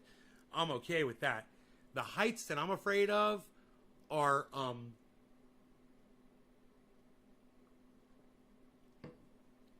like wild fucking roller coaster rides and those rides that swing you up really high. You know, I'll go up in a really high Ferris wheel, but that's about it. You know, I don't want to go up on something that's swinging me around violently, you know? I don't mind flying. I don't mind being up on tall buildings, on balconies. I'm cool, man. I'll go right to the edge and I'll look over. I'm fine. But I don't want to fucking bungee jump. I don't want to fucking jump out of an airplane and like you did, bro, all those years, and you probably still do it. Billy Ballantyne, skydiver. Skydive instructor, right, Billy? Aren't you a skydive instructor? Like certified skydive instructor? My legs start shaking. I have a ton of skydives, but I can't climb ladders.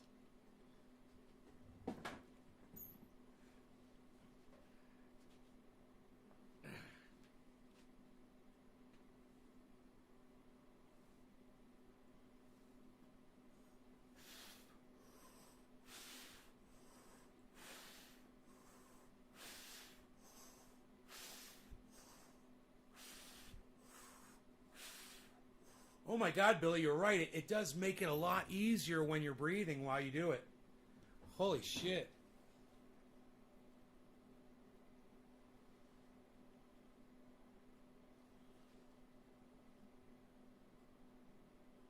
Dude, I'm gonna have a fucking bulletproof fucking stomach. Dude, what is this? What is this line right here? Every day I see shit in my body I've never fucking seen before, man. And I'm just like, what is that, man? What is this new dimple? What's this new fucking dimple that I've never had on my body ever, man? I love this shit. Did you guys see I showed you my jeans, right? I showed you my fucking jeans. This is psychotic. Stop eating sugar. Exercise. Do these little exercises that I teach you so you don't have to spend all day doing. Do you guys see spending me hours and hours working out and shit like that? Like my friend Rob Mulligan does? He's made it like his whole lifestyle, working out. You know, the guy from Pop Brothers at Law, he's working out on that fucking thing. You know, he's doing the fucking cardio and doing all that shit. I'm saying, guys, it looks hard because they make it hard on themselves. No offense. My friend Robert Mulligan loves a challenge, man. He loves anything that requires a lot of work. You know? That's how he is. He's fucking driven, and this is fine for him. But if you're lazy like me, and you want to start looking better physically, you want to feel better about yourself, and you want to get rid of your pear-shaped body, and you want to get more, if you're a man, you want to get more of a V-shaped body. Or if you're a woman and you want to get more of a curvy body and less of a pear shape, stop eating the sugar. Start eating at the right time. Stop eating at night, right? The simple things. And the exercise can be just regular everyday activity that you're keeping your posture straight on. I don't care if it's vacuuming, sweeping, you're doing the windows, you know, you're Windexing something, you're cleaning your countertops. And listen, if you're like, but nay, I don't do any of those things. Hey, well, do you have a cleaning lady? Maybe you should fucking be cleaning up after yourself. Let me tell you something. It's some of the best exercise I get is running around this house, cleaning up after my shit, cleaning up after fucking dumbass Mark that stained my goddamn couch, cleaning up after my awesome doggy and kitty cat. Constantly got to clean up after everybody. Me too. I'm the biggest mess out of all of them. And, you know, it's messy. And I'm always moving around. Hey, man, don't be lazy. When you're going upstairs, straighten up your posture and walk straight and be conscious about it. Do it several times. You've got a tool somewhere that you need, but you're like, I'll go get it later and I'll go get another tool. No, go get it right now and work when you do it. Just walk and and you want these variances in your heart rate. You want to get up when you're doing something with your tools or whatever. You want to get up. You want to do something. You can even jog or get your heart rate up, and then you want your heart rate to go back down. And you want that diversity in your heart rate. You don't want to just jog. You don't want to just walk like I was doing, where I was hiking, and that's, basically that was my exercise.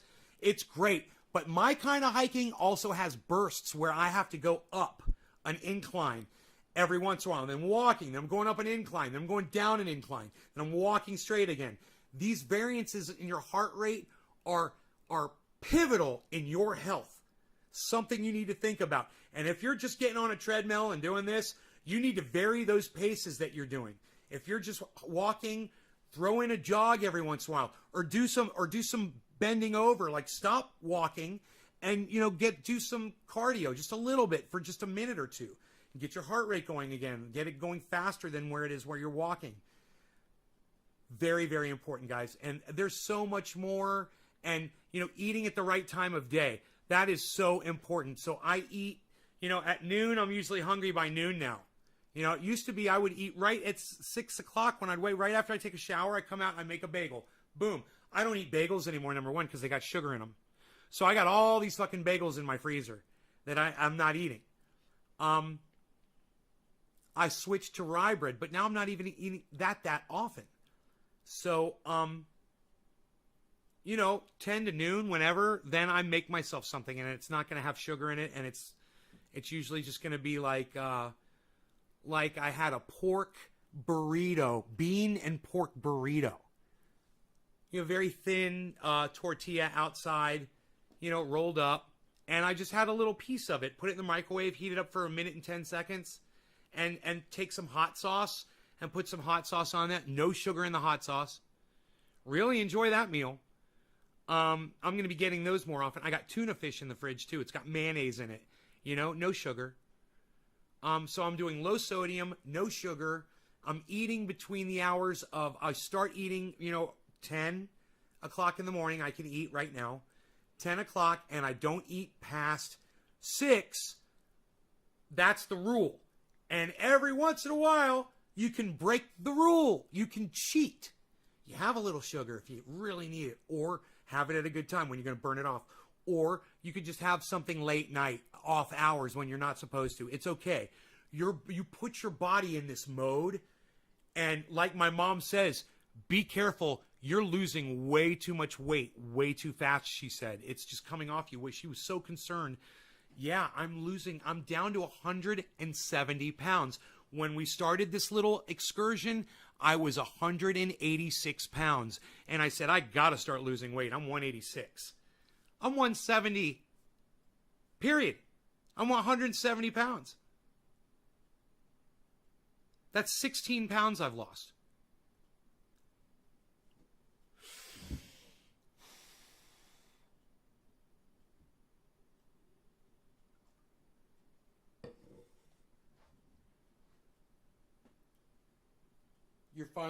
You're a free fly instructor, yes, for AFF class. You're not current on your licensing. State of Texas issued arrest warrants on Dems who left state. Arrest warrants? Okay. Are they going to pursue the arrest warrants? Hey, what do you think of those Dems, Steve, running that left the state? What do you think of those people?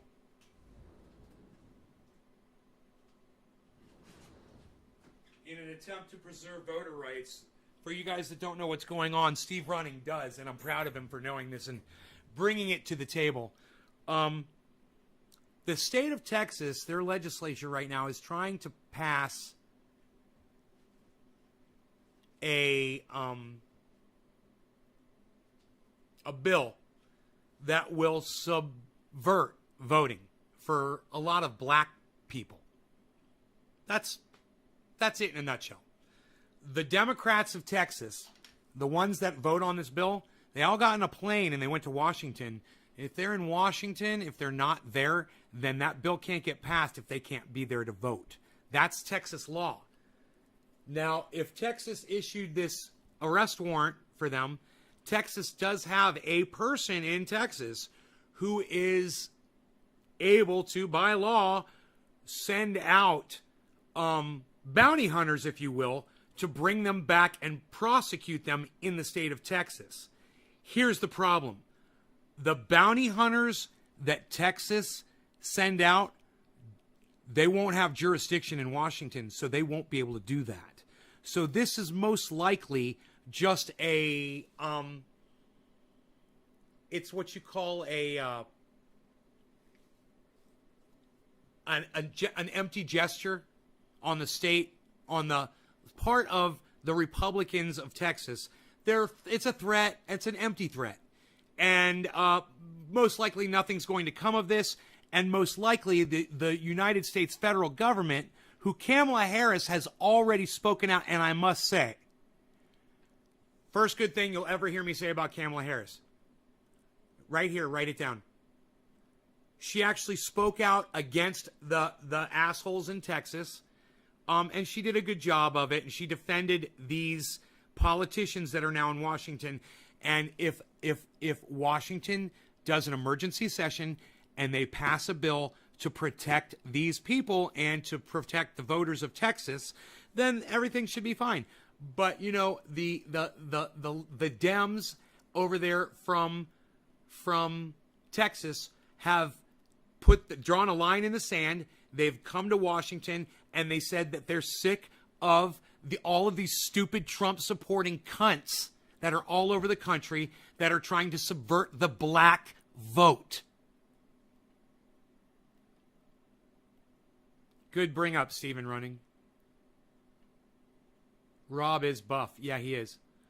I have a papaya body right now. Last year I saw what you mean by rot bud that brown no good. Oh, okay, Dom. You're doing great, bro. Smart. PC just crashed. I'm back. The body contains 5 to 20 pounds of shit. Dab Kush. Yeah, Dab Kush. Didn't I ask you who you were before?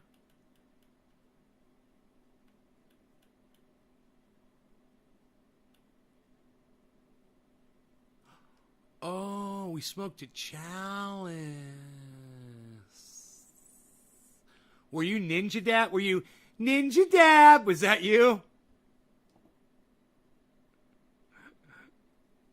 Who were you when we smoked a chalice? This is great. This is your life. Man, 13 people watching. Hey, man, nobody wants to hear about our relationship and us smokings. Look, everybody's left the goddamn live stream. Nobody wants to hear it.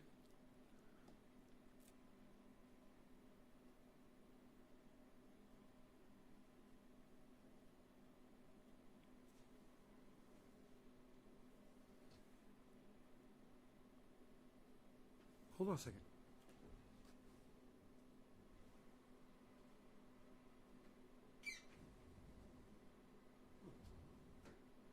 Hearing something here in the house, but I don't know what it is. It's weird.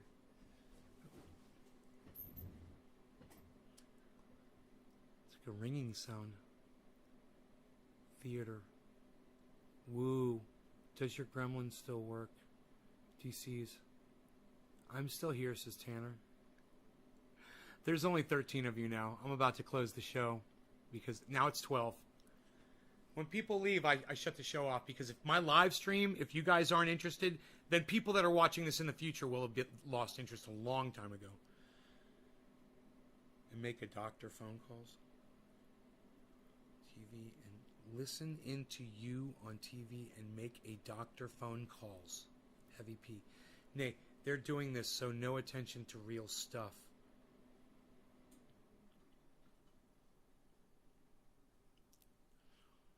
It's not easy at first. Well, no, they're doing it.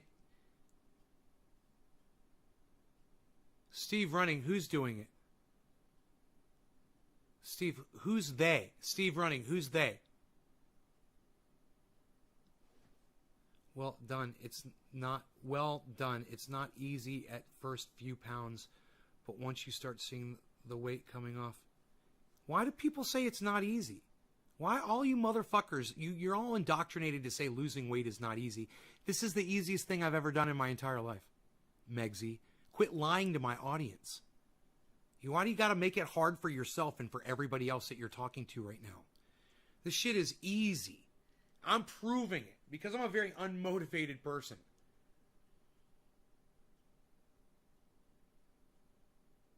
Mainstream media is doing what? What is mainstream media doing, Stephen?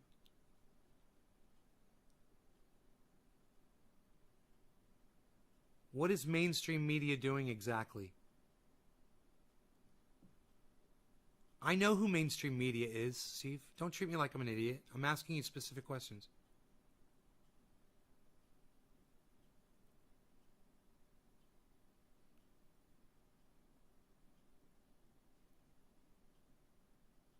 You think I don't know who mainstream media is?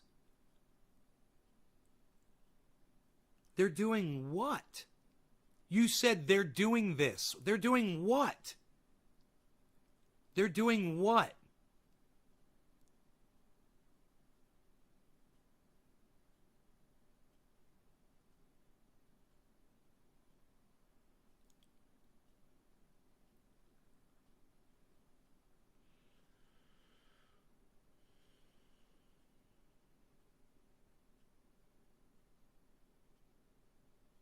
Mainstream media is doing what? I'm talking about, I ask you guys what you guys think about the politicians that left Texas. How do you feel about them? They left Texas for voter rights. They're in Washington now, and you start talking about mainstream media, Assange, and Yemen. This is a problem, Steve Running.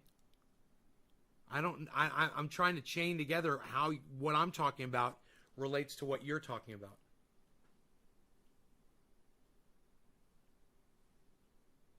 I've been sitting here trying to figure this out for the last 3 minutes, and you can't seem to answer my questions. Syria M, no coverage real. And once again, I ask you, why are you talking about Syria?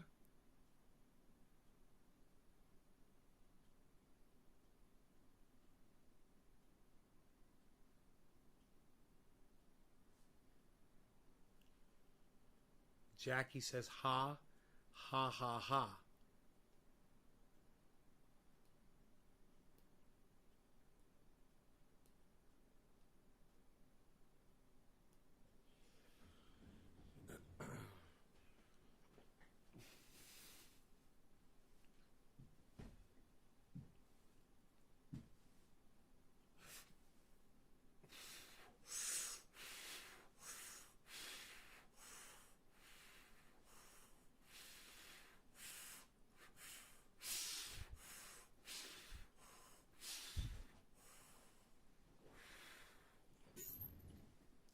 Steve Running, I'm fucking done with you. You're an idiot.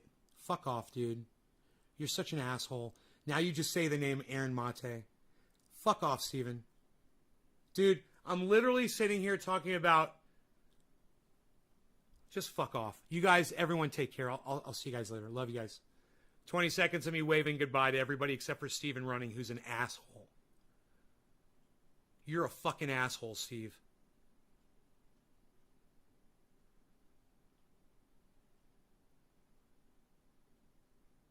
Fuck off.